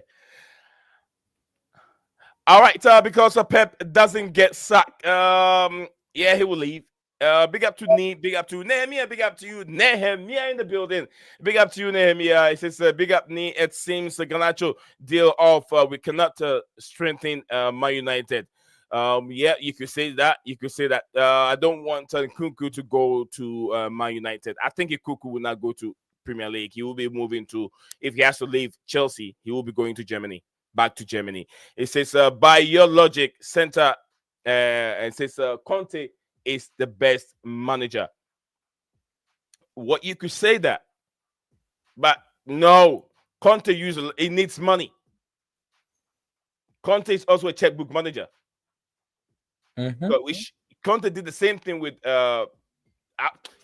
it's hard to justify his work at Tottenham Hotspur because we know how good Conte was with the Serie A, with the Italian Serie A, Italian teams. What he did with Inter Milan, we know how good he is and what he's even doing now. But yeah, he needs money. Conte needs money to produce. That's what it is nowadays. But he's doing bits with Napoli. Napoli don't have too much money. De Laurentiis hasn't spent billions on the squad. But Conte is proving that he is a good manager. And it's out there. I'm sure he's in top 3. In the Italian league, if you check right now, Conte is with his Napoli team is within the top 3. Mourinho has no tactics, man. He's good. He's a good manager. Bro. Wait, did you say Mourinho has no tactics? Come on, Vema. Don't listen to what other pundits are saying. You have to make your own research. This guy scored the most amount of goals in La Liga and won La Liga with his tactics. Technically, Mourinho didn't do it, but I get what you're saying. His team. Yeah, his team. Mourinho team with his tactics with FC Porto won the Champions League. And you say he has no tactics? His tactics could be outdated. Now the way Mourinho used to play at those days has been updated. You can say Mourinho's style doesn't really work that much these days because everyone is playing out from the back. And that's the new trend right now in coaching. If your team doesn't play out from the back, then you're not a good tactician, or you're not a good manager. That is what is going on right now. A time will come, we'll now be starting play from the front, not in the back anymore. We'll start playing from the front. It's generation after generation. Mourinho did what he has to do in his generation as a young manager, because at that time we're playing with a target man. At that time we're not playing. He didn't go when he went to his coaching. They didn't teach him to play out from the back, because that style of football was not existing at that time. If you watch the World Cup, I started watching World Cup from 1990. No team was playing from the back. You pass the ball, you take a long ball to the winger, or a few passes in the middle, and you lose the ball, you're running back again. Nothing like that was there. It was just beautiful football. Possession football was still there. Brazil was doing it. Spain was doing it. Germany was doing it. Possession football was still there. But playing out from the back was not there. It wasn't a thing. It is now that it's becoming a thing. Now everyone is doing it in the Premier League. So it doesn't mean that Jose Mourinho's style doesn't exist anymore. It's that we have upgrade. Just like goalkeepers are now playing out from the back. Back in the days, who cares about how a goalkeeper dribbles? Now every goalkeeper has to learn how to kick the ball and make 10-yard passes, 5-yard passes accurately. Else you won't be given the job, because you're not playing out from the back. You get what I'm saying? It's just generation after generation. Things are changing, but it doesn't make Mourinho a bad coach. His style still exists. Sometimes you need that. You need to have those. Play out from the back and have the Jose Mourinho style or mentality to be able to win the football game. You need those styles. Sometimes you got to go a long way. Sometimes you got to go short. If you're a manager and you have that two ideas, it means that you have a plan A and plan B. Some managers don't have a plan B. They stuck to one style. That is Pep Guardiola. If the style is not working, he think the players are bad. Players are not bad. Try a different way and adapt to a different style of play so you can win a football game. That's where it becomes a problem. Pep Guardiola is doing the same thing he's doing, and it's not working. It doesn't mean the players are bad. Change it a bit. But these modern managers will tell you they will not change. Amirim, Manchester United manager, is doing the similar thing. People are saying you have to change and adapt to different styles to be able to get your team to a place that they have to be. They're not doing it. Russell Martin, Southampton manager who got fired, he did the same thing. He almost relegated Southampton. They will be relegated because of him. He never want to adapt to the Premier League style of play. Adapt, change the style of play for a bit and keep your team out of relegation. He said he's not going to change his ways of playing. And look at where they are. Sometimes you need to be adapt to some style, have an A and B. So when it's not going where you change to B to win a football game. There's so many ways to win it, not just one way to win a football game. Pep Guardiola has one way. We play out from the back. We soak then we pull the players on us. Then we swing passes behind them. Then we got 4 players out of the position. Then there we go. We're going to score a goal. That's Pep's style of football. You get what I'm saying? All right, so we need another midfield, and Maresca is defending Sanchez. I don't know why. Absolutely, that's what we're talking about over here. That's stupid comments from Enzo Maresca. Over here, he says Robert Sanchez is okay. It is a matter for me to understand that anything can happen to a goalkeeper. How many times has Moise Caicedo missed passes? That's the question. Many times, right? How many times has Nico missed goals? Many times, right? How many times has Noni Madueke missed crosses? Many times, right? Robert Sanchez has made 4 mistakes. He's talking about 4 mistakes. That's stupid from a manager. You can't come and talk rubbish over here that Robert Sanchez have made only 4 mistakes. Come on. He's made more than 4 mistakes. It's normal. He said it's normal. Defending Sanchez. There isn't any strange thing behind this. This is our job, according to Enzo Maresca. That's stupid. He says, and I don't know why Maresca saying we don't need a midfielder. Yeah, he said we don't need a midfielder. DJ said that we need a striker more than a midfielder. We have options for midfield to recall players back if needed to. So I get where Maresca is coming from in terms of our midfield. Yeah, absolutely. I do agree with Enzo. We don't need we have midfielders we can call upon, and midfield shouldn't be a problem. We need a striker.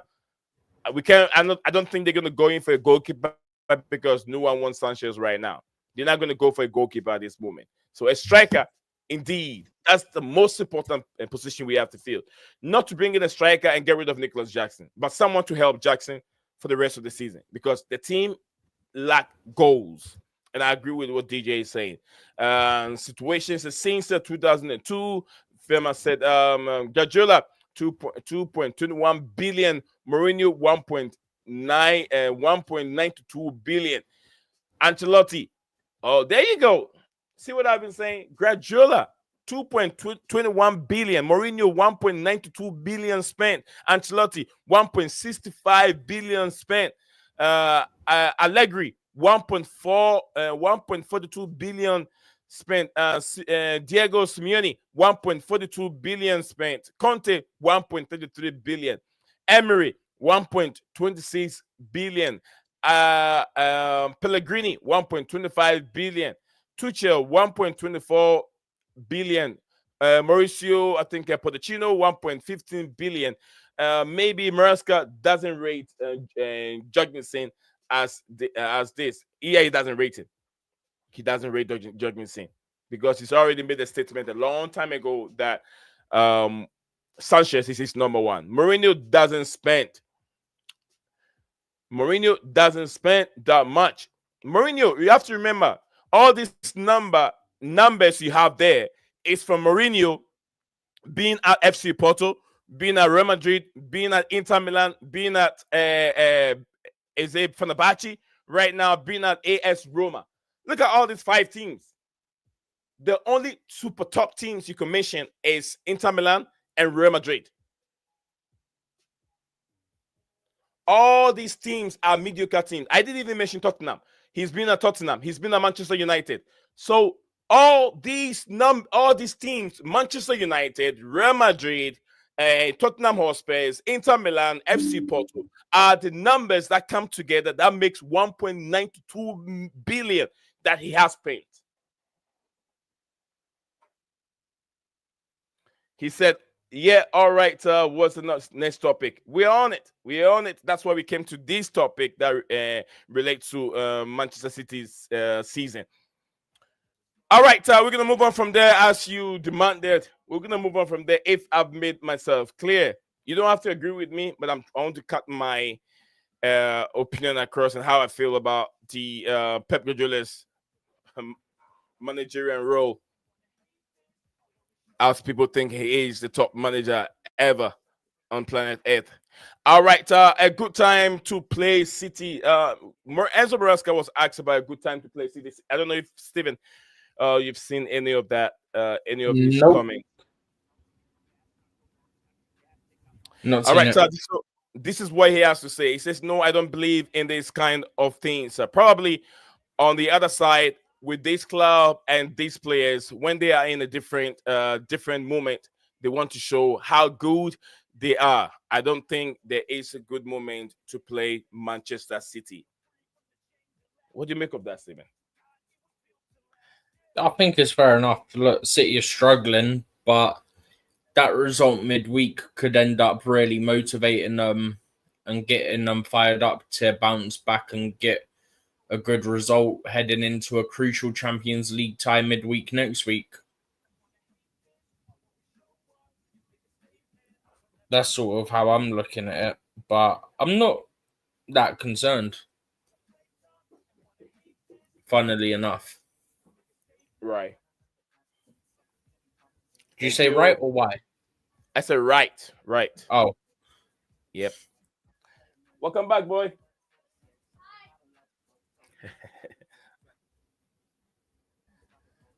All right, DJ, big up to DJ. Says that we had our most successful trophies under Jose. Can't believe people think he he has no tactics. Thank you. Say some, Diego. I mean DJ. Say DJ. DJ said I can't believe people think. I mean, if a man without tactics will not go on and produce that history he had made in Premier League, the trophies he won with Chelsea, the FA Cups, all those trophies he won with Chelsea, the history I've made for Chelsea. I can't believe people think that Jose. That just like I said, we have football is updating itself, and it's generation after generation, and different tactics that people are deploying. If you go back to the 70s, the style of play is way different. I've watched very old footage of the earlier days of the World Cup, and when you watch it, you will ask yourself, where are the red cards? It's more physical than the Premier League even was 20 years ago. The World Cup, no shin pad, the tackles that are coming in, you can tell some players really intentionally go with double foot. They're stomping at you. They just go jump and then they want to hit you. Maradona went through it. Walt Pele went through it. Roberto Baggio went through it. Those players went through those rough tackles, and the pitch were very bad. The pitch were just like potato pitches. So many potholes. The grass was just the ball is just bubbling. To be able to track a ball, it's not that easy. If you're not that good in those days, you could not even track a ball. But they went through it. So it's stages, like I said. You know, Stephen, I heard you're gonna say something. Huh? You said potato. I was like, yeah, potato. What? Yeah, potato field. The pitches were like potato field. A question was being asked at the press conference whether Guardiola, he has does he need support, and he said that Pep is very, very strong in these kind of things for sure. Like any human being, he needs support in his moment. And how big would you win? How big would a win be away at the championship? I don't know what question. Maybe some few questions. I think that one was it says how big would a win be away at the champions? Okay. So Stephen, have you said that? Have you seen that question? Have you seen the question that was being asked to Enzo Maresca? Have you seen his reaction or his answer on that? It says how big of a win will it be for him at the champions or at the Etihad? How big would it be for him winning at Etihad? Oh, what did he say to that? He said, "I think that if you see the top six at the moment." Oh, I read that out earlier. I didn't know that was the question, but I read that out earlier. Yeah, that was the question. And he said, I think that if you say the top six in the moment would beat Bournemouth away, would beat Newcastle at home, we draw with Arsenal and lost to City and Liverpool. It is a matter of balance. We are going to beat the big teams for sure, but winning tomorrow doesn't mean we will challenge for the title. Yeah, I read that one out earlier. All right, so thank you very much, Stephen G. Stephen. We still got numbers on. Big up to everyone. DJ South, Chelsea Down over there. Vanna Iswara. Big up to you. He says, I'm clear. Mourinho created a 3 midfield system, but where it says we're talking about Pep versus Mourinho. Yeah. Or you are on the bias train, right? No, not everything is bias. No. I'm just trying to tell you, give facts and factors that shows that Jose did it on a very, very difficult ground, and that's why he deserves all the respect that he needs from footballers or people that love football. But the books don't lie. Pep is the better manager compared to Mourinho. It depends on what you classify as a best manager, because sometimes the definition of who a better manager is depend on how you lay down your facts. He did this, he did that. That's why he's the best manager for me. Okay, then the other guy also argued the fact that Jose did this, Jose did that. So in this case, he is a better manager. You get what I'm saying? So it depends on what this person is doing and what that person is doing. When these guys started managing, and at the time, this is the style of football. At this time, this is the style of football. You get what I'm saying? let's see where Jose goes after here and how he continues with his. It's not that easy. Chelsea, Dan, big up to you, Danny in the building. Says Chelsea got got tomorrow. If now we are, I didn't go through it, but I'm trying to read it. Chelsea got to get the win tomorrow. If now we are away from what stars back? What's that even mean? If want to be top four, we need to start beating big teams like City that been on a poor run. City aren't even on a poor run anymore, so I'm ignoring that aspect of it. Venna said, sorry, perhaps English is your second language, just like me. Yeah, English is my second language. English is not my first language. But you haven't said anything wrong. You get what I'm saying? You're really spot on, brother. You haven't said anything wrong. You just want to make a point, and you have made it. And I understand your point perfectly. So it's okay. It says we haven't beaten top teams like top team this season, apart from Paddy's.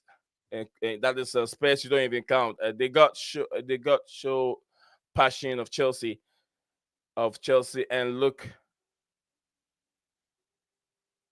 what we did to Man City and how happy as well hearing we got Deadwood's Man United player called Flip. Dan, you're very lucky I'm not your English teacher. You're very, very lucky I'm not your English teacher. You write this essay for me to read it, like you're writing a composition, and you write this essay for me to read it. I just send Can this I to your also mom. point out, Nee, that it's been a long time since we beat Man City under any manager. I think the last Chelsea manager to beat Man City was Thomas Tuchel. Yeah, and that was the Champions League final. Yeah. Jose, I mean, not Jose. Harry Potter did not do it. Super Frank Lampard did not do it either. And then also this Argentine potato king, Mauricio Pochettino. Yeah, Frodicino did not do it, and Enzo Maresca hasn't done it either.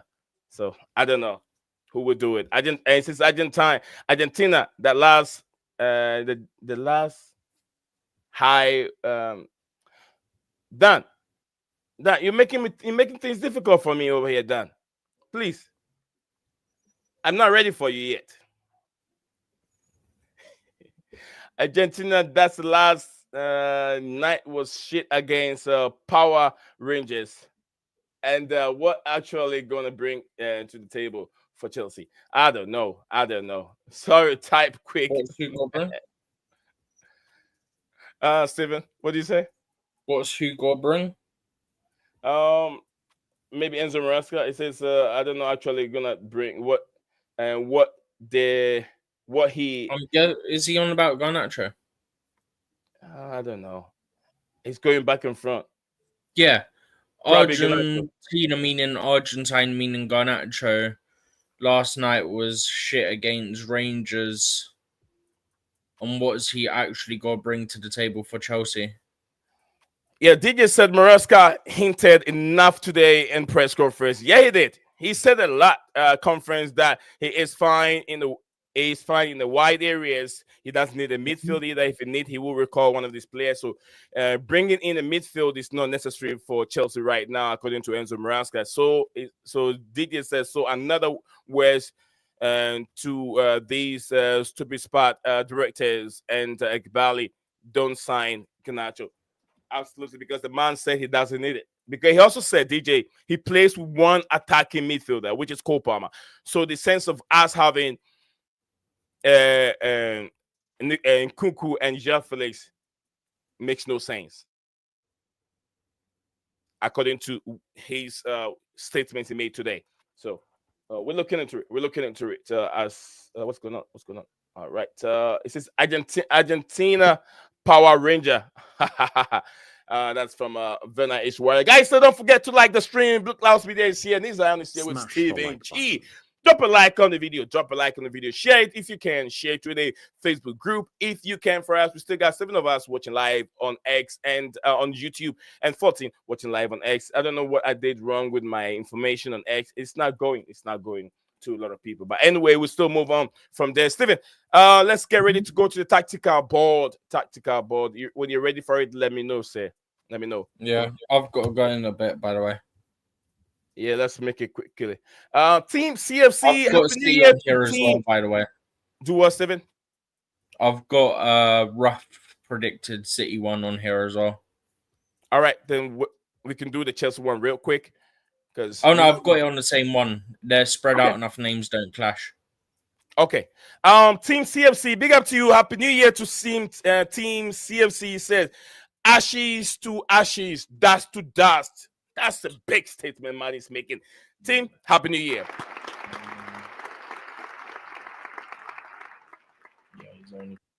Absolutely. DJ Sab said that he also said that both Felix and Nkunku have feature here, but he only plays a co-palmer in that position. That's exactly that similar thing that I said. DJ, you hearing we're trying to swap deal for Enzo for Tuchumi. That's not true. Never. No one said happen. that. No one said there's a swap deal going on. Dan, where did you get you know this what's from? happened there, Nee? You know what's happened there? No. There's reports about United interest in Felix and in Nkunku, so he's gone, oh, they're interested, so we go do a swap deal. That's what's happened. Dan, look, Dan, I understand you want to make mockery of these current people in charge of Chelsea, but sometimes the way you do it, it sounds like you don't like the people at all. But this is your football club, and in our language, I don't like them, but at least be sensible about it. Look, I'll tell you something in the language. They said no one uses his right hand to point at his family house. Or his left hand, his left hand to point at his family house. You know what? In our culture, the left hand is not regarded as anything because we use the left hand to clean our dirty part. The majority of the people left-handed, we use the left hand to clean our dirty part. When you go to the bathroom, you use it to clean your dirty part. So left hand is not, we don't use our left hand to shake people. It's always the right hand. You can never use your left hand to shake an elderly person in our language. So we don't use our left hand to point our family home. It's just like the club that you love and you support each and every day that make you happy. You can never say bad things about that football club. Remember, those people are the ones in charge of your football club. So if you want to wash your dirty clothes in public, know how you wash that dirty clothes. No one sees how dirty they are. Wash them, but when you want to pour the water away from the bucket, make sure you hide it so no one can tell how bad your football club is. I hope you understand what I'm trying to say. Things might not go well for the way you want the football club to be run, but then know how you say things about your football club because you're giving points away to your opponents for them to get you and then be able to use that as a banter against you in public. That's what I'm trying to say. You know what I'm trying to say now? Steven, did you get my explanation? The way I'm trying to explain things to Dan? Kind of, I think. Yeah. I mean, no matter how the club it is now and you're making it sound so negative, remember, this club have brought so many joy to you, happiness to you before. So don't make it look so bad. Don't make the club look so bad because those in charge will not be there forever. They're taking care of. Remember, the club is there. It's for the people. Those in charge don't own it. They're running the club. Kim Bate has been there. Martin Harding has been there. Roman Abramovich has been there. I'm sure somebody else have been there before Martin Harding and Kim Bate. I'm sure, because this club was being formed in 1905. Ken Bate was not born in 1905. Matthew Harding was not born in 1905. You get what I mean? So people have owned it before, and they all passed through generation. Who knows? Maybe next year or next 10 years time, Nizam will go and buy the football club. Now I'll be the owner of this football club. No one knows. So same thing I'll say. Let's not wash our dirty clothes in public. Let's not give nothing away. All right. Dan, the link is there. I always send a link in there. Oh, didn't I? The link is there. Guys, the link is right there. DJ, everyone, the link is right there. I always put it there. All right, Stevie, go for it. Yeah. I've chucked a City one on just a rough one. Nunes has actually played at right back the last couple of games, so actually I'm going to put him there. But it could also be Rico Lewis, I guess. Put a Kanji there. I've got Stones. I'm not sure if he will start. I think he's only just coming back from injury, but you never know what a manager's got to do when he's got injuries because Ruben Dias is out injured, so you don't know. I'm just guessing that John Stones will be there. There's no guarantee, obviously. Then Kovacic and Gundogan, I've gone for their midfield. De Bruyne, Foden, Grealish as their three behind Haaland. And then, obviously, Edison in goal for them. On the Chelsea side of things, obviously, Sanchez in goal. May you please have mercy and not commit stupid mistakes tomorrow. Reece James at right back. Tosin and Chalobah at centre back. I would have Colwell on the bench just because, look, if he's able to be in the squad, have him on the bench. Don't play him. Bring him off the bench if you really need to. Like if somebody went down injured, for example. Kukure left back. I think that goes without saying at this point.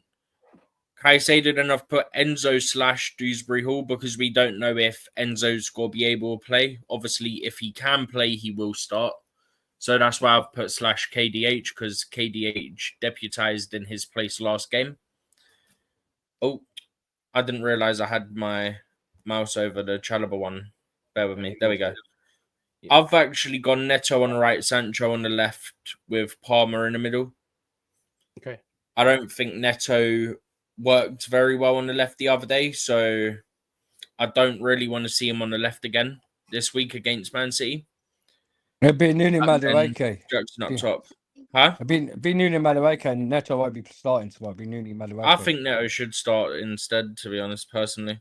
I don't think, not for a minute. He ain't been sharpened. He ain't been at his best since he's been playing. Madueke has? Oh, no, I agree that Nuno Madueke hasn't, but because we know he's greedy. He's been greedy. Madueke's been worse, bro. Yeah, but no matter what, even though he's been worse, but he's still he's been attacking the ringers. Like when he's been on the winger, he's been attacking the left back side, and getting to the box. But the thing about Nuno Madueke, when he gets to the box, he's too greedy. Soon you get that ball in that box, you should start threading it straight into one of the players, and we'll get a goal. I've seen a couple of games that Nuno Madueke's done it, but he's been too greedy. If he just released that ball to, like, once you take that player on and release it, we might get a chance to the goal. So instead of you trying so much being greedy on the ball and try and finish it yourself, it shouldn't be like that. You know, this is what I would say. To me, I feel like these are the kind of games that Noni Madueke excel. These are the kind of game that Noni Madueke excels, and these are the kind of games that Pedro Neto excels in. Pedro Neto is one of the best players if you're in transition. That's how he is good at. If you bring in Jadon Sancho doesn't cross ball, and so is Noni Madueke's crosses are very, very poor, and that's why we're not getting goals with a header. If you have a traditional number 9 who is always in the 18, to be honest with you, he's never going to get to those balls because they're not going to make it to him. Madueke doesn't cross either. His decision making in the 18 is very, very poor sometimes to get on the end of his crosses. That is why that is why I'm not going for Jadon Sancho, and I feel like Neto with his blazing pace on the left hand side, his crosses are very, very good. He can hit City when they make a mistake and lose the ball. Neto is, to me, my go-to guy for a team like Manchester City where they don't have legs right now and making mistakes. That is how I feel.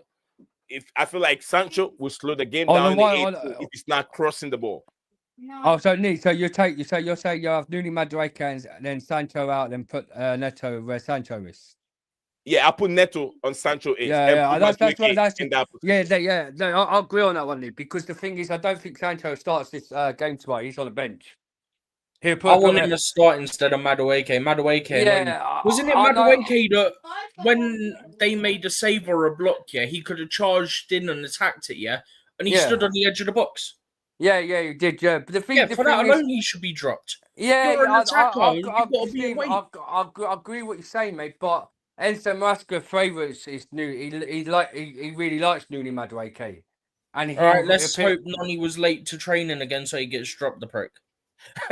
Venna, I can see you're trying to connect, but try and connect your headphones. It won't let you in because it says they need to connect their microphone before they can add. I can add you. So if the microphone is not connected, it's not gonna allow me. So try get it done, and then we will take your call. Nehemiah. Yeah, go sorry, ahead. Lee. No, the message. What I'm trying to say in the chat, right? That's why I Yeah, came you, in. you, You you know, need a I'm spanking. not. You need a spanking. I text too quick. That's a mad sentence to say to a grown man, you know. Yeah, in it. Well, what I'm trying to say is, yeah, I'll type quick. Well, I meant to say not happy, not now, right? Yeah, and I was meant to put night. I meant to put night in the messages. What I'm saying is, yeah, the Ganacho thing. I am not happy that we've signed this player. Ray, I saw him at Rangers last night. Go Power Rangers. He was shit. He Go was on the crap. Rangers. Yeah. And the thing is, Man United got a lucky win by 2-1 because the Rangers had to get their own goal and scored in as Bruno did, made it 2-1. But the thing is, yeah, what's this guy going to bring to the table? Who? What is he actually going to bring? Garnacho. What's he going to bring to Chelsea? Dan, let's not talk about Garnacho right now. Let's not talk about Garnacho. Okay. We can talk about some Garnacho at other time. We don't have so much time to start on Garnacho situation. And The and deal what's is that? not What's it? that. And then a 19-year-old, and then we sign a guy from Kazakhstan who's 19 years of age. What are we? No, he's not. He's 16, isn't he? No, he's 19. He's from Kazakhstan. Oh, either way, it was like 4 million euros. It ain't gonna hurt us. No, the thing. No. Hold on. We did not sign anyone from Kazakhstan. We did not sign anyone from Kazakhstan. Yes, we Yes, have. we did, Lee. Yes, we have. Who was that? We signed a guy from I ain't Kazakhstan. trying to say bro. I'm not trying to say bro. I'm not trying to say bro's name. I'm not trying to say his name because I don't know how you pronounce it. Who was that? He's a 19-year-old boy. It's a 19-year-old boy, Lee. Because I know City have signed one from Kazakhstan. I don't know Chelsea signed one from Kazakhstan. Yeah. No, we signed him from the actual Kazakh league. Yeah, Kazakh league, the Kazakhstan league. We actually signed him. I can't find it now. Of course, when I need it, I can't find it. Right. We signed him. Really? He's 19 years. He's 19 years of age. Yeah. So what are Chelsea? What are these owners trying to do? Are they trying to make Chelsea as a big risk? So if we got a 19-year-old Kazakhstan player who's coming to Chelsea, yeah, he's a striker. Well, is he going to be the next one? Is he going to be the next R9? Is he going to be the next? We got him for like 4 million euros. It's not a big deal. No, it's 10. It's 10 mil. I saw 4 mil. No, it's 10. It's 10 mil, mate. No. What are you on about? He's not 18 yet. He's born in 2008. Dastan Satpayev from Kazakhstan. Transfer fee worth 4 million euros package. Add-ons included. From Nehemiah, try. Nehemiah, I want to hear from you. Steven. So Steven, yeah, yeah. He's So 16 years. Venna said he's 16 years old. Oh, right, 16. Well, someone on Instagram, said that we signed this player and he's 18. I only came up with the right. Okay, well, I trust my own brain cell more than I trust those people sometimes. Right. Anyway, this guy, it's a striker, right? And the thing when is, was this done? Sorry, Dan. When was this deal done? Looks like I'm missing something. No, it's not quite official, but Romano posted about it last night. It's done though. He put it in today. He said it's all been agreed. Oh, has he done another one since? Yeah, he's done another one since. What's his position? A striker. And what about the other black guy who was being signed? Where's he from? It sounds like a Nigerian black guy. He's French. He's French. He's a centre back. He plays for the. What? As we're on about that, talking of 18-year-olds and Chelsea and Strasbourg. God, look, what I mean. We're buying more kids.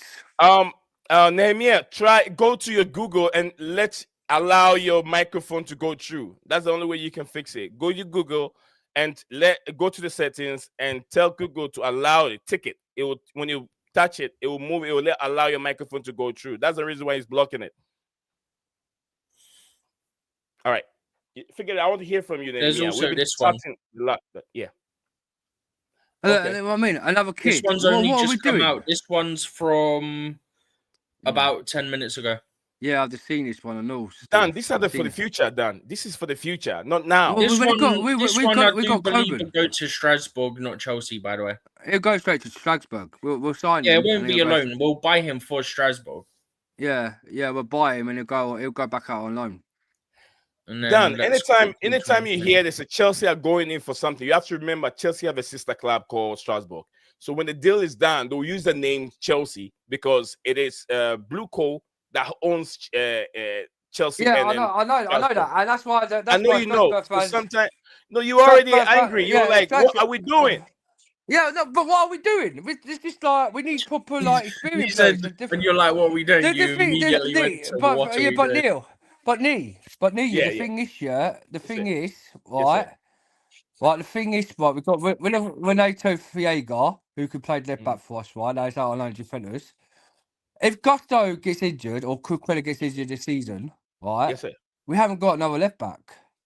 The situation this year, these owners should be looking at players so we can finish top 4 this season instead of buying young kids, and Blueclouds. Did not these fans want these owners, these Blueclouds out of their club for PR tests? They're not happy. It's a split. It's not they want him out. The last time I checked, the majority actually want to keep him. What a situation we have in our hands. All right, Stevie, let's go through tactical board. We'll come back to this. Yeah, I'll go back to it 1 sec. This was it, in case you haven't seen it. So send it to me. I didn't see it in the group either, Steven. What are you doing? Yeah, I think I forgot to send that one to the group. That was my bad. I would have done it, shot on it a long time ago if I knew. I mean, I should. It's very difficult to do a shoot on some kid who we've never heard of. To be fair, yeah, innit? Never heard of. Steven, we did Estavio Williams. Yeah, but he's not well known. He was playing. Yeah, but have you ever heard? Have you actually ever? Well, do you have to hear of anyone? That is why we're content creators. We have to let people hear of players. That's what we are there. Yeah. Bro, you think I'm gonna be able to get information from the? No, I don't need all the information. All we need is his position as a striker. His position as a striker, and then what he does, where he's coming from, how old is he, and we trade out there for the public. I've still got to double check if he is a striker, bro. Steve, he's a striker. There's a thing on his space. Yeah, he's a striker. He plays as a striker as a kid. Yeah, he scored. I don't know how many goals he scored this for that club this season, but he's a striker and he's a young kid. And he's what 16, are we doing? By the way. Yeah. Well, I know he's 16. That's why I trust you. Yeah. Look at what Werner is saying. He says Chelsea signed Kylian Mbappe from Real Madrid to Chelsea. A fee of $20 million. Oh, come on. True story. But the thing is, this is what I love about our fan base. This is what I love about our fan base. Who is You're talking about Mbappe. Mustafa. Really? Hashtag ignored. Yeah, ignored. Really? Yeah, ignored. Yeah, because the thing, Mbappe, when he was at Chelsea, he wasn't actually a Chelsea official player. He was there, He was there on trial. He was just there on trial, and he was just a rumor. And because these coaches at Chelsea, when he was there at trial, said he wasn't good enough, that's why we got rid of him. Okay. All right, we'll move on from there. We'll move on to. And he was 16 at the time. He was 16. But the Dustin, Stat Pub and Mama Dusa is true. Yeah, that's true. Is it the guy's name? Is it name? It doesn't. Is it the name? Dustin Stat. Stat Pub. Yeah, I just sent it to the group. Dustin will be easy, but the other one, I'll make it silent. And just Yeah, stick to Dustin. that's No, there's not. There's no Nande. Sapav. That's the Pav. That's the Yeah, Pav or that's whatever. yeah, Sapav. That's Yeah. Sapav. All right. Like Big that. up to Steven and Chelsea Big up Dan from Mustafa. Mustafa. Big up my boy. Big up to you, Gula Mustafa. Long time no see. The man says I'm coming from the dead. You're not dead, but it's just that you've been visible for a while. But Steven, yeah, you've given us your reason of why you want Sancho. I don't know. Your reason makes sense. My reason makes sense. Everything will rely on what. There's no wrong answer because everyone has their own opinion on it, and absolutely. To be fair, with Maresca, you don't know who's going to start on the wings sometimes because he does sometimes change it up. It is the one area where he does normally make changes every now and then. I think Joel Felix has a game in this game against Man City. He'll come off the bench. He ain't starting. I think the way Pedro Neto hasn't been performing very well since he's been playing, right? I've just got a feeling that he's going to give Joel Felix on a left wing side a game tomorrow. I just got a feeling because Enzo might be out, Lavia's out, right? The fullbacks, I see what Steve's done. I don't want to see Sanchez in goals tomorrow for Man City. Yeah, but we're gonna see Sanchez in goal. That is the facts. What I've heard. No, hold on. What are you gonna do if Sanchez is in goal post? What are you gonna do about it? What I've heard. Not watch the game. What I've heard that the performance what he did against Wolverhampton with that conceding that goal from a corner. Apparently, Enzo's might drop him, play Jorgensen instead of Sanchez tomorrow. Okay, unlikely. No, because there's like when I've been listening to someone on a like this I was listening to this probably he's a proper big journalist, right? On Twitter, right? What's his name? What's his name? Huh? What's his name? Well, Ben Jacob was there, and someone called Ryan. His name's called Ryan something. He's a proper big journalist, and he's a good journalist about Chelsea. He gets everything about the Chelsea things. He gets some things right, and sometimes all journalists get wrong.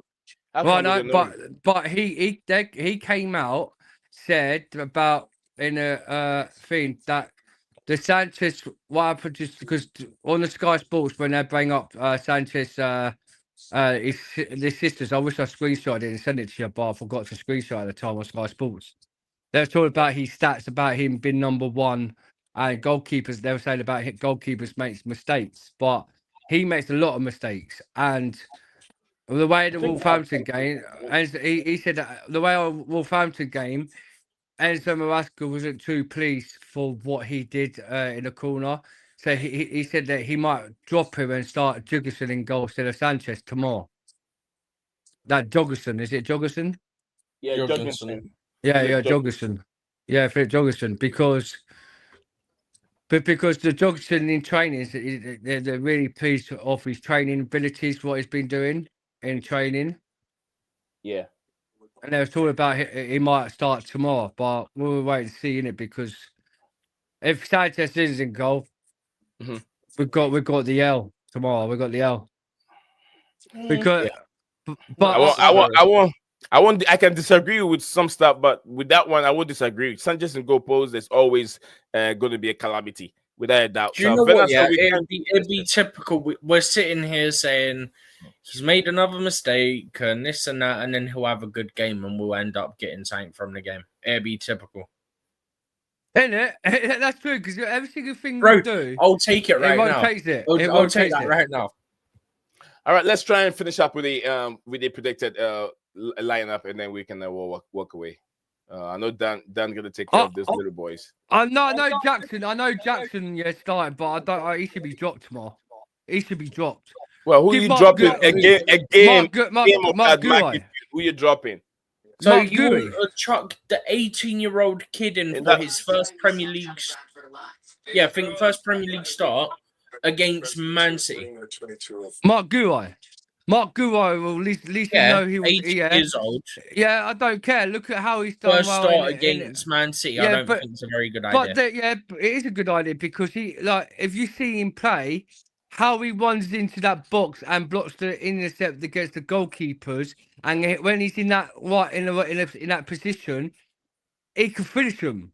Jackson's in that position, he don't do nothing. You always take a risk, Steve. Take the Yeah. risk. Always take the risk because you never know. Mark Guai might come on tomorrow and look, score 2 goals. You always have to take a risk. That will be classified as disrespectful to the Premier League champions, and that's not a good risk to take in a big game like that against Manchester City. Come on, man. If you couldn't do it against Bournemouth, you couldn't do it against Leicester City. You want to do it against the Premier League champions. Yeah, That's because the biggest mistake you can no, ever but make. listen to me out because You know, Dan. You know what you're gonna do. I understand. I understand. You will No, destroy. understand You what will you're saying. destroy the early days of the career of this No, player in the Premier League. It can demoralize his confidence. Nee. I understand what you're saying. You can't No, chop a it player wouldn't. like that. No, it wouldn't. Because Enzo Maresca, is too scared to drop Jackson. Right? No, Or, you don't know. or it could turn out, or He- it could turn out that say he does start Mark Gee, yeah, and then he has a bad performance, he don't look good, yeah. What's everyone gonna say? They're gonna go, "Oh, he wasn't ready. Why did you start him?" And I'll be sat here going, "I told you I don't think Maresca's prepared to start him because he probably don't think he's ready." And that's the exact reason he didn't because of that performance. Okay. And I don't want to put the kid down. I like him. I think he's good. I just don't Yeah. think he's Premier League ready yet. Well, if you're saying he ain't Premier League ready, how come? Why is he Premier League ready for the FA Cups or the? Because that's the not UEFA? Premier League. That's not literally Premier not League. Premier League. No. Yeah, no, but no You said matter how what. comes he's Premier League ready for the FA Cup? That's FA Cup. But you still That's play not against. Premier- But you It still was play also against. against Morecambe. Yeah, but Morecambe's innit? Yeah, but I'm saying you still play You've Premier. just proved my But point, man. yeah, but Steve, you still play Premier League players in the FA Cup in cup games. You still play. We got Brighton. Against the second from bottom team in the 4th division English football. Dan, I don't understand your argument. This is It's not and Conqueror out there. they're not even the championship. They're not even the championship, Dan. They're not even the They're championship. literally at risk of relegation.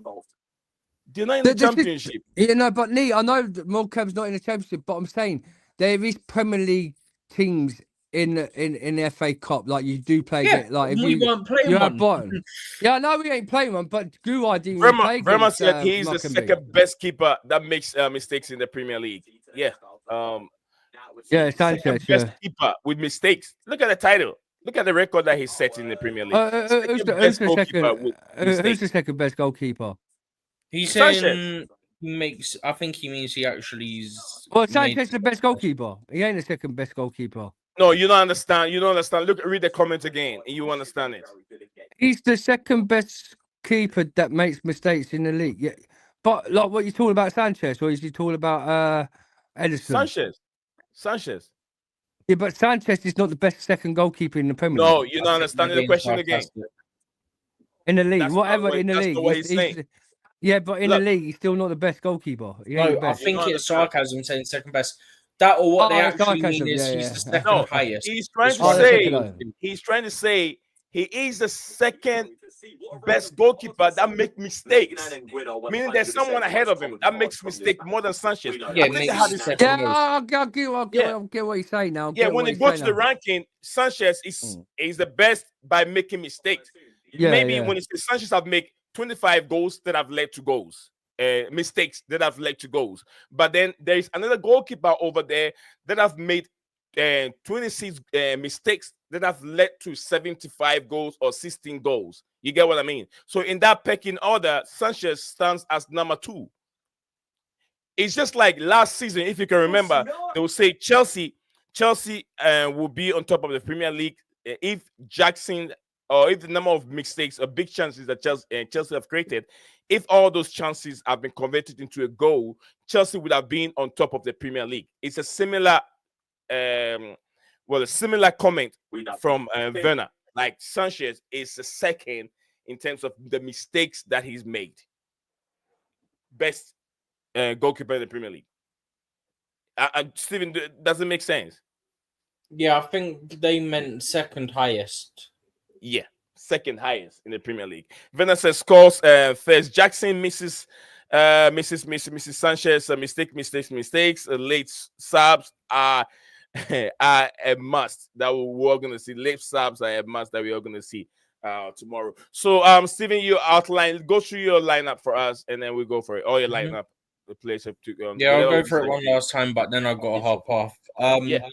So on the Chelsea side of things, Sanchez, regrettably, Reece James, Tosin, Chalobah, Kukurea. I think Tosin Chalobah is probably the safest bet. Colwell missed the last game. Don't want to chuck him straight in against Man City. Put him on the bench if he's available. Caicedo, and then I've put Enzo / Dewsbury Hall because Dewsbury Hall was in Enzo's place last game. We don't know if Enzo's available. Neto on the right, Palmer in the 10, Sancho on the left, then obviously Jackson up top. Dan, any reaction to I think if we want to talk about the Neto or Sancho position, we've talked about that already. Anything else you want to? No. Any day. Yeah, so I've got it. I've got it. What I'll do, yeah, I'm gonna send you. I'm gonna screenshot this this thing about Sanchez, right? Sam Blitz, yeah, discussed the positives and the negatives when it comes to Chelsea goalkeeper Roberto Sanchez, right? I'm gonna send you the stats, what he was saying. Right, let me just play it. Let me play it so you can hear what he says about Sanchez. No, you can't play it. Don't play anything. Don't. No. I'm not playing it. I'm not playing it. I'm gonna send you the screenshot of these. I'm gonna play it, but you're not gonna listen to it. I'm gonna play it and I'm gonna send the screenshot. I'm gonna screenshot the negatives and the positive. What there was all about Sanchez, and you put it onto the stream. Okay. Venna, if you see that, it's Venna. My brother here because sorry, Nee. Because Enzo Maresca. Muric. Muric is the worst from Ipswich. Sanchez and Bellis, Southampton tied second. Bellis is a centre back, which makes that interesting. I think he's on about Hall with Bellis. Yeah, Chelsea goalkeeper is on that list for mistakes that comes in. Dan, what were you saying? Enzo Maresca said about the fault for mistakes. Yeah, like they asked about Enzo Maresca. They asked Enzo Maresca about Sanchez's mistake against Wolves, yeah, and he was saying about he's made a fourth mistake in the league. But I'm gonna screen four mistakes. Yeah. He says 4 mistakes. Yeah. When he came out of it, when he felt after the game, he came out with Sanchez. But I'm gonna send you a stat. Yeah. I'm gonna send you the stats, yeah, and we're gonna talk about these, like the negative and the positive what they had. Vanna, I think I'm sure the reason why they have him on the list is they're trying to put all. No, it's from the Premier League website, isn't it? So so you can, if you want, select it that it only shows goalkeepers. Otherwise, it will show you all positions. Yeah, I mean, one of the players that have made so many mistakes, he could be one of them. That's why his name is on the list. Yeah, no, but you can actually choose to just show goalkeepers if you want, if it's from the Premier League website one. Okay. Dan, let's try and wrap up. Let's get to a few words from Stephen G, and then we'll call it a day. But yeah, Stephen, today you didn't see it, right? I made a big mistake here. No, I didn't see it today because I joined quite late, so I didn't have time to check. Yeah. All right, Dan. What do you have for us? What's your prediction? Let's go to Dan. Guys, drop your prediction. Scoreline, predicted scoreline. Go for it. 2-1 Man City. 2-1 Man City. Yeah, 2-1. 2-1 Man City. Dan said 2-1 Man City. Let's see what need to me from if I just analyze it. Vena, I don't think we're gonna see a 0-0. No way. I think we're gonna see a 2-2 in my prediction. If you look at my shot, I predicted 2-2 in there. Why? Because that we're gonna see a beautiful football. We will see beautiful football tomorrow. Lots of and tactics and possession keeping and mistakes will happen between both teams because Manchester City are not Manchester City we know last season. They are conceding goals left, right, center. The midfield need legs, and if Chelsea capitalize on them, they will score goals. And Chelsea defense also have problems with some injuries. We haven't Chaloba second game for Chelsea, which we saw his first game, man of the match. He was brilliant. But let's see if he can continue where he left in the last game. I see Chelsea. I see Sanchez make a mistake again, which can hit Chelsea to concede goals. So I'm just going for a 2-2 draw. It won't be a barring scoreline. There are goals in this game. There are lots of goals in this game, and I see 4 goals in this game. Both teams making mistakes. One team getting tired in the 75th minute, which is Manchester City. Chelsea hitting goals. Chelsea goals will come in the second half from the wings. Noni Madueke will, I think that he will take a man on and then cut in for Jackson to finish. Jackson will get a goal, and I see some brilliant counter-attacking one-on-one from Pedro Neto. So Jackson, Pedro Neto will be on the score sheet. 2 goals from Chelsea, 2 goals from Manchester City. Erling Haaland will definitely get on the score sheet because of a stupid mistake from Robert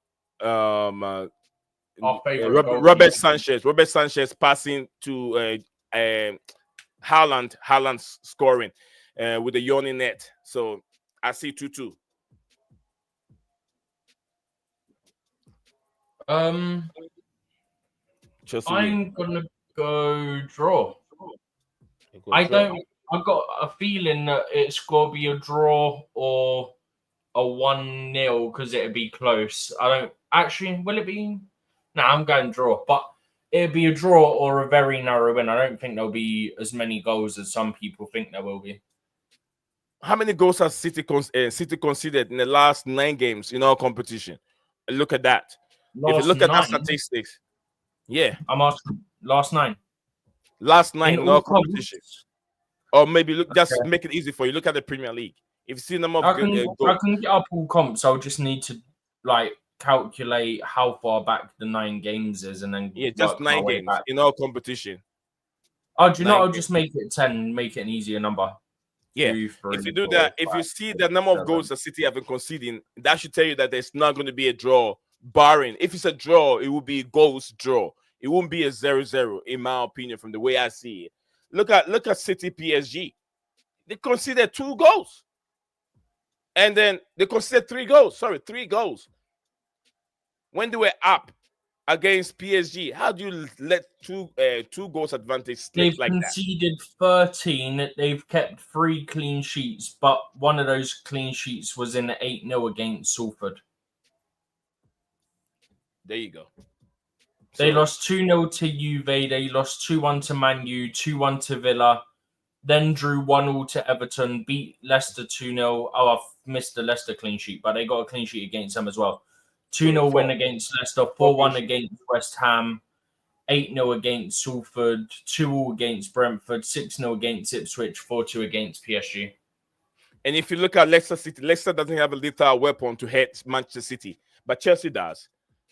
Do you know what I will also say is that I don't know if they will, but I'm not entirely ruling out that maybe 1 or 2 City players might be rested because of their Champions League game on, I think it's Wednesday, is a must-win to qualify for the next round. Whereas in Premier League, it's a done deal. At City, it should be a done deal. City, done deal. They lost to PSV Eindhoven, bro. Was it PSV or was it Feyenoord? No, they drew 3-0 with Feyenoord from 3-0 up. Feyenoord. From 3-0 up. So that should tell you that That should tell you they're conceding goals, right? So there's no way this game Mhm. can be a 0-0 or maybe a narrow. I never said it'd be a 0-0 draw. I said it'd be a draw or it'd be like a 1-0 or something like that. You're talking a draw with goals? A draw with goals? Yeah, a draw with goals. Yeah. Okay, a draw with goals. Okay. Yo, Nick. Yes, sir. All right. Oh no. I can't seem to send it. Yeah. Right. Let me try and send it on my If my you send me phone. the link, I can click on it. It will take me to the page, whatever page Right. it is. Wait. Let me just see if I could do it like this. Right. Syncing. Vanna said that they conceded 4 versus PSG. That's a lot of goals in one game. I thought it was 3. I thought it was 3, but I guess No, it was 4. It was 4. It was 4. I said 3 too, but it was 4. I saw the last minute goal from Gonzalo Ramos. That was funny. It was a deflection. Then how did you... Didn't we said that the last season FA Cup? Yeah. Say what? I mean, we got robbed in that game. Let's not get me started on that. Because I think we can had a go for penalty. hours on that. There was a penalty. Blatantly. There was a penalty. There's so many times. Look, I'll tell you this. There's so many times we have played against Manchester City where things hasn't gone our way because of this person in there. And we've got a dodgy referee tomorrow as well, so that's fun. Well, oh yeah, Dan, do you know who the referee is tomorrow? Dan, do you know? He wouldn't hear. It's the one from the Ipswich game and from the Liverpool game where Liverpool got a penalty and we should have had one. There shouldn't have been given. Is it that bald-headed guy? John Brooks. Yeah. Oh no, not him. But is that shot guy? Oh no, not him. Give me 2 seconds. Do not end the stream. 2 seconds. No, I'm not. Oh, what's going on? If you're playing against, what was that, Steven? I said, what's that noise? It's a music. It's a music. If you're playing City and this man is the referee in charge, you have to remember this is the 3rd player that added to City's 12 men on the pitch. This guy makes it 12. So if you're playing City and you're having issues and you see this man there, you have to remember that he's wearing black, but within the hat, that's not him. That's not him. No. I'm not saying him. This is what's his name again? Anthony Taylor. I know John Brooks. This guy, yeah. He looks like what's his name? Graham Potter. It's like Graham Potter look alike. Graham Potter's junior brother.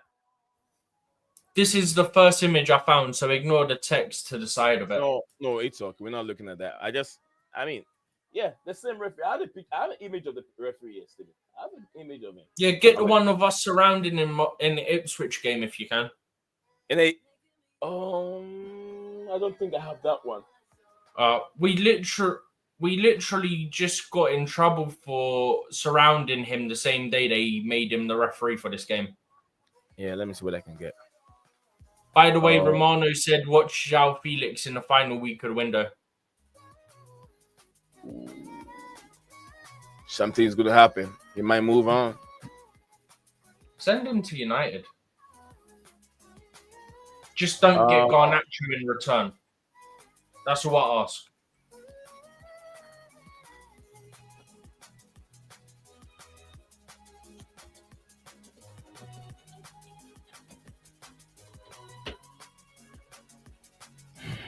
I'm trying to get what you're looking for. I don't know if it's going to come up.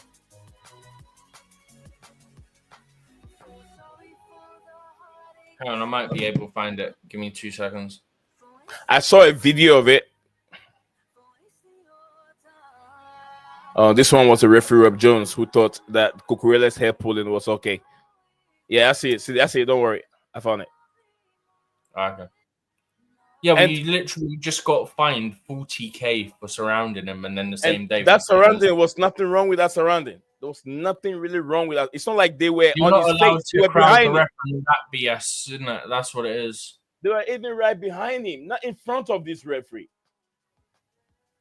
They're just looking for a scapegoat because they've not been getting money from players surrounding referee. This is not surrounding. This is not surrounding. Where is this thing at? Oh, You're still sharing my one. Oh, you found yours? No, I said you're still sharing my one. If you're trying to show it, you're still showing. Okay. I have the thing there, but it's not.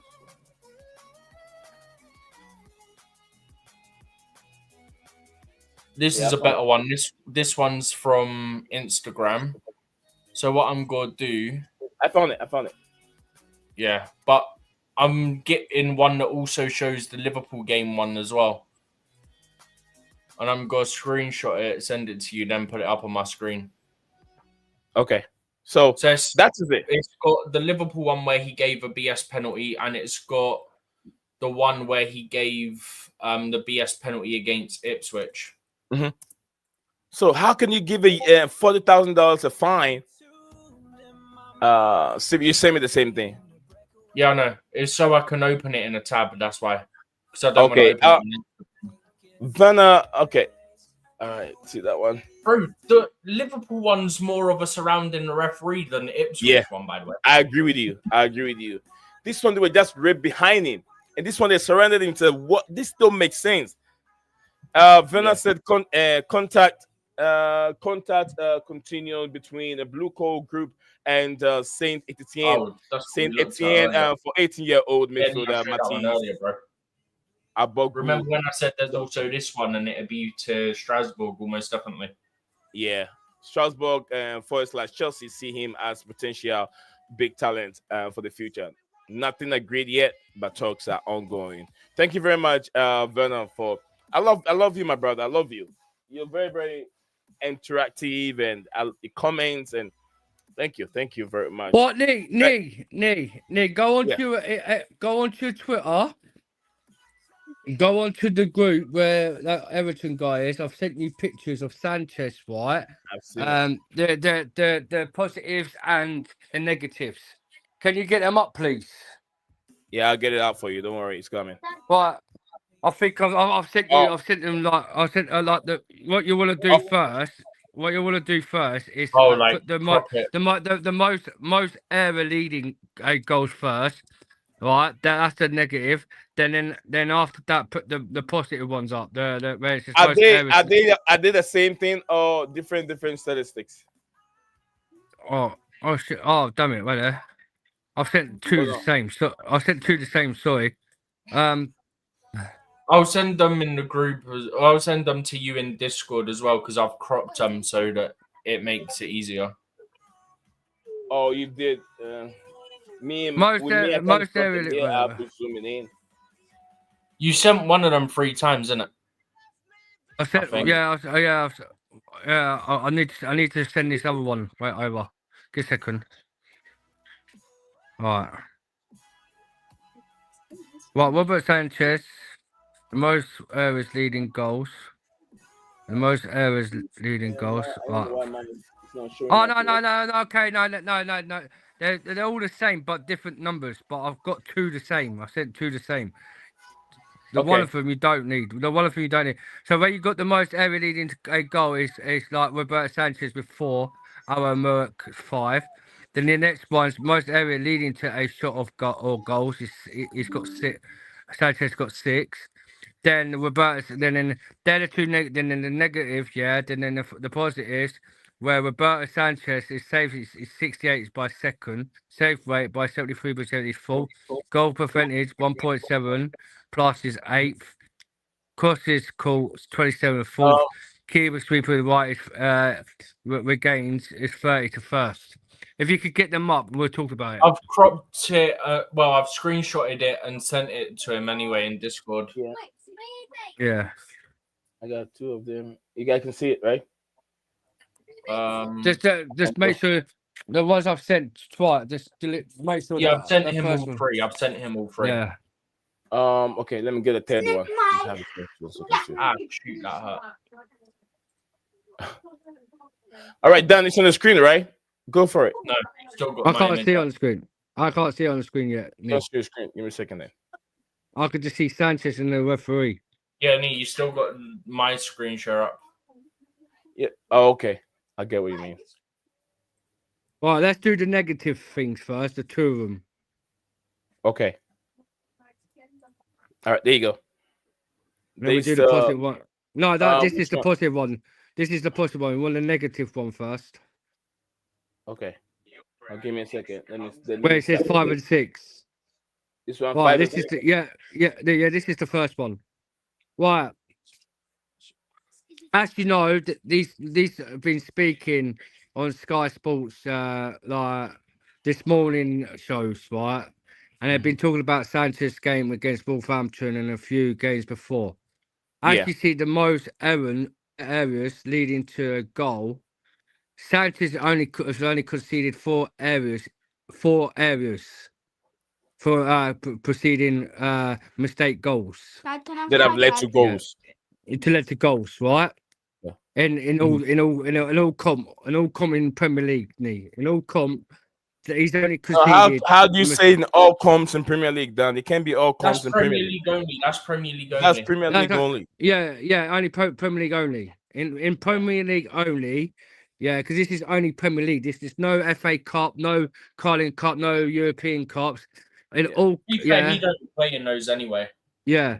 So Sanchez, since he's been a goalkeeper for Chelsea, the only most areas of making mistakes areas, yeah, leading to a goal, he's only conceded 4. That's Right. this season. That's not. This season. No, this is only this season, right? This season. As they was talking about the way from the mistakes he's done, he's conceded 4 from the mistakes of like where he should have had him safe. Yeah, it's just not like bad. It's Bernard not bad said, to be he's a honest. good goalkeeper. He's a good goalkeeper, to be honest with you. I can tell. But those mistakes is the only thing that he's been. That's why I don't blame Vanna. I don't blame Sanchez that much because I've said it thousand times here. He's been forced to do something that he's not used to doing. For that Yeah. matter, these things is gonna happen most of the time And because see he's the not a other, goalkeeper. yeah, It's just see the like other goalkeepers current in there. See the goalkeeping. other goalkeepers. Yeah. Yeah, But Sanchez is a good goalkeeper. See, our Murik, whoever he plays for, he's had 5. Right, go to the next one. The next one. Right, this is the most errors leading to a shot or goal. Yeah, knee. He's only he's only made 6 mistakes. So when Only? we could see, Did you say only? like only it's made 6, yeah, like mistakes. So where we've been in the lead of winning, and the stuff like when the Arsenal game, Brighton. right, Brighton game, when we was in the lead, who else was in the lead? Done it the When other was it? day as well. Arsenal, yeah, Wolverhampton. He's only done these 6 mistakes by leading when we've been leading goals.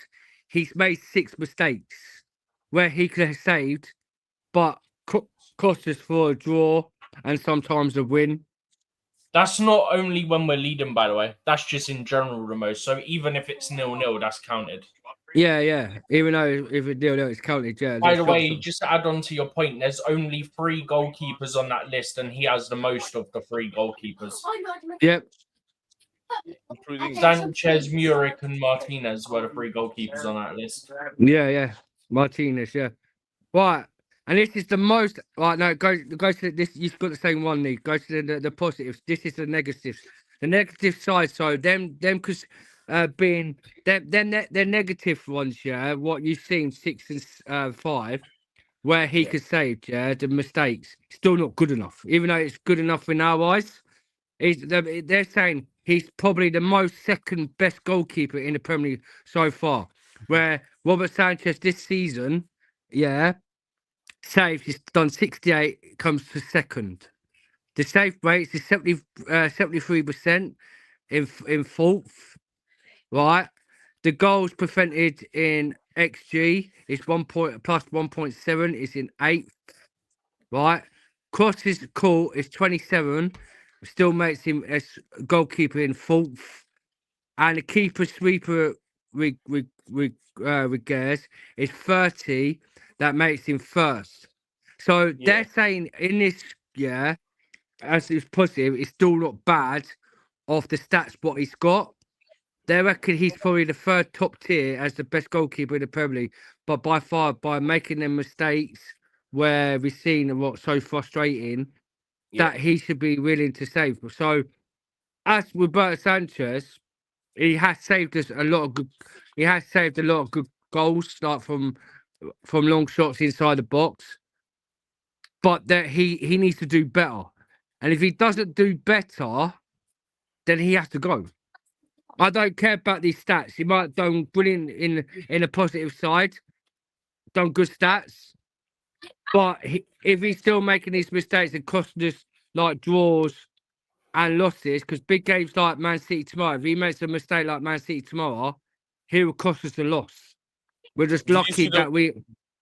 Did you see those mistakes he made against Man City during preseason? Similar mistakes he's going to make again. Yes. Similar in the 6-yard box, the 18-yard, but he passes to Haaland many times. He did similar thing at Stamford Bridge, and we got paid for it. We'll do the same thing again. It will happen. It will happen. So if you don't rule that out, it will happen. He will make the same mistake. But besides that, he's a good sweeper keeper. When it comes out of his 18 to sweep the ball, just like I know 3 keepers that are very good in sweeping the ball. David Raya is one of them. And Edison is also very, very clever in doing those things. And Allison also does it very, very well. Are you talking Premier League only or in general? Premier League. Oh, I was going to say you're missing the main guy in all of this. I said Allison. And David Raya. If you're talking about only Premier League, sure. But if you're talking in general, you're missing the main person who made it really popular. Who's that? Manuel Neuer. Oh yeah, Manuel Neuer. Yeah. I didn't go. Yeah, but that's why I asked if you're on about only Premier League, because I don't know how you could have missed Manuel Neuer. Yeah, but he's not Premier League. He's in the Bundesliga. He's in the German League. That's why I literally asked him if he's on about just Premier League. Yeah, just the Premier League. I was just talking about the Premier League players. The Premier League goalkeepers. Premier League goalkeepers. We don't need to repeat the same thing 10 times. Yeah, but that's why I thought that's why we spoke about this, because as you see this now, what they're doing this morning talking about Sanchez, how well can he keep up with the performance of them stats till the end of the season? Mm-hmm. I don't think them stats will last long. Done. Let's go. All right, let's go. My back is killing me now. Steven. Yep. Au revoir, brother. Au revoir. Dan. Au revoir. Guys, this is where we're gonna end the stream. I always say Leo Desperados and hang on to hope. I'll see you guys again same time. Same time tomorrow. Steven won't be here with me, but I will be here all by myself. I want to thank the crew that made today's stream very, very everything possible. Venna, it's Wara. Big up to you. He says he should replace Bettinelli and get a new number 1 goalkeeper, Quidicini. Nah, keep Bettinelli, man. Keep Bettinelli. I like him. Bettinelli, he's like a father, mentor to the new players. He's like an additional goalkeeper coach. He's like a legend. He's an old legend.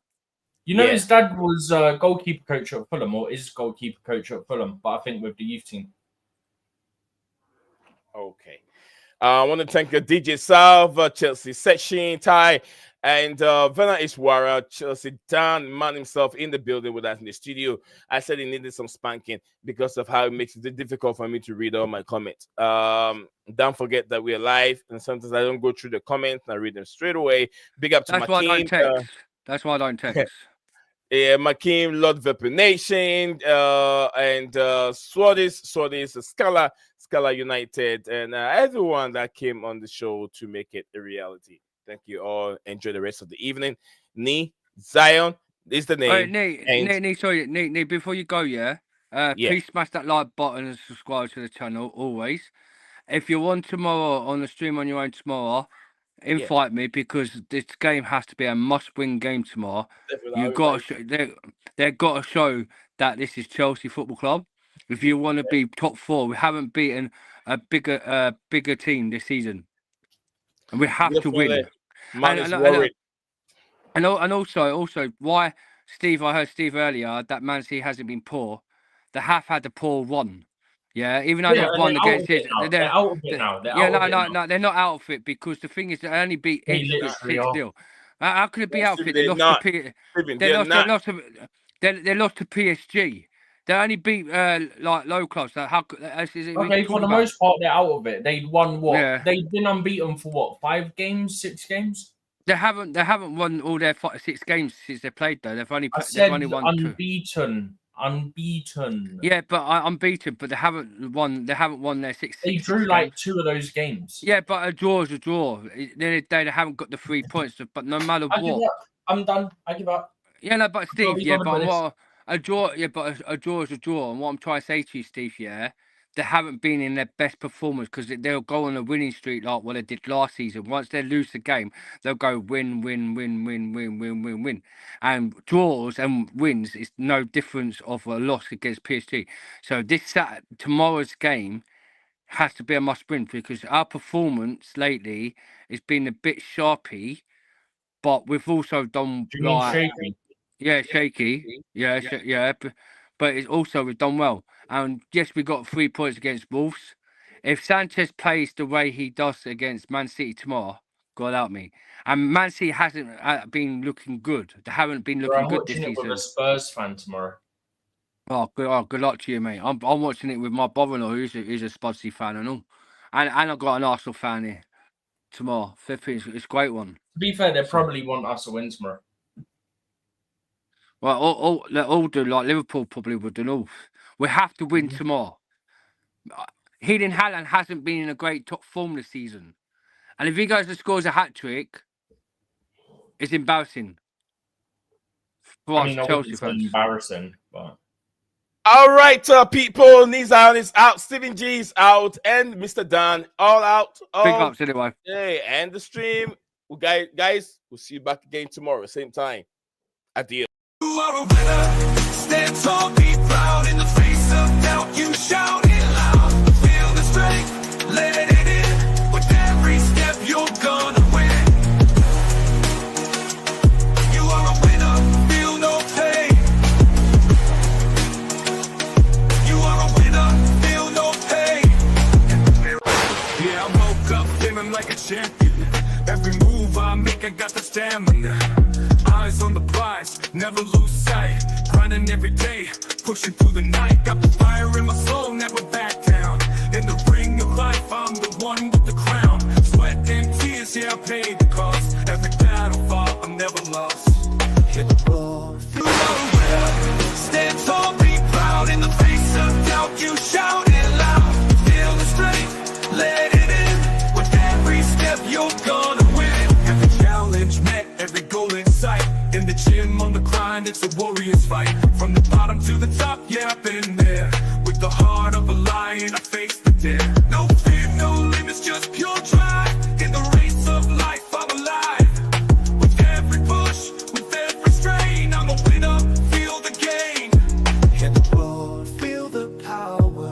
In this moment, it's our hour. Rise above, break the chain. You're a winner, feel no pain. You are a winner. Stand tall, be proud. In the face of doubt, you shout it loud. Feel the strength, let it in. With every step, you're gonna win. In this moment, own your name. You are a winner in this game. You are a winner. Stand tall, be proud. In the face of doubt, you shout it loud. Feel the strength, let it in. With every step, you're gonna win.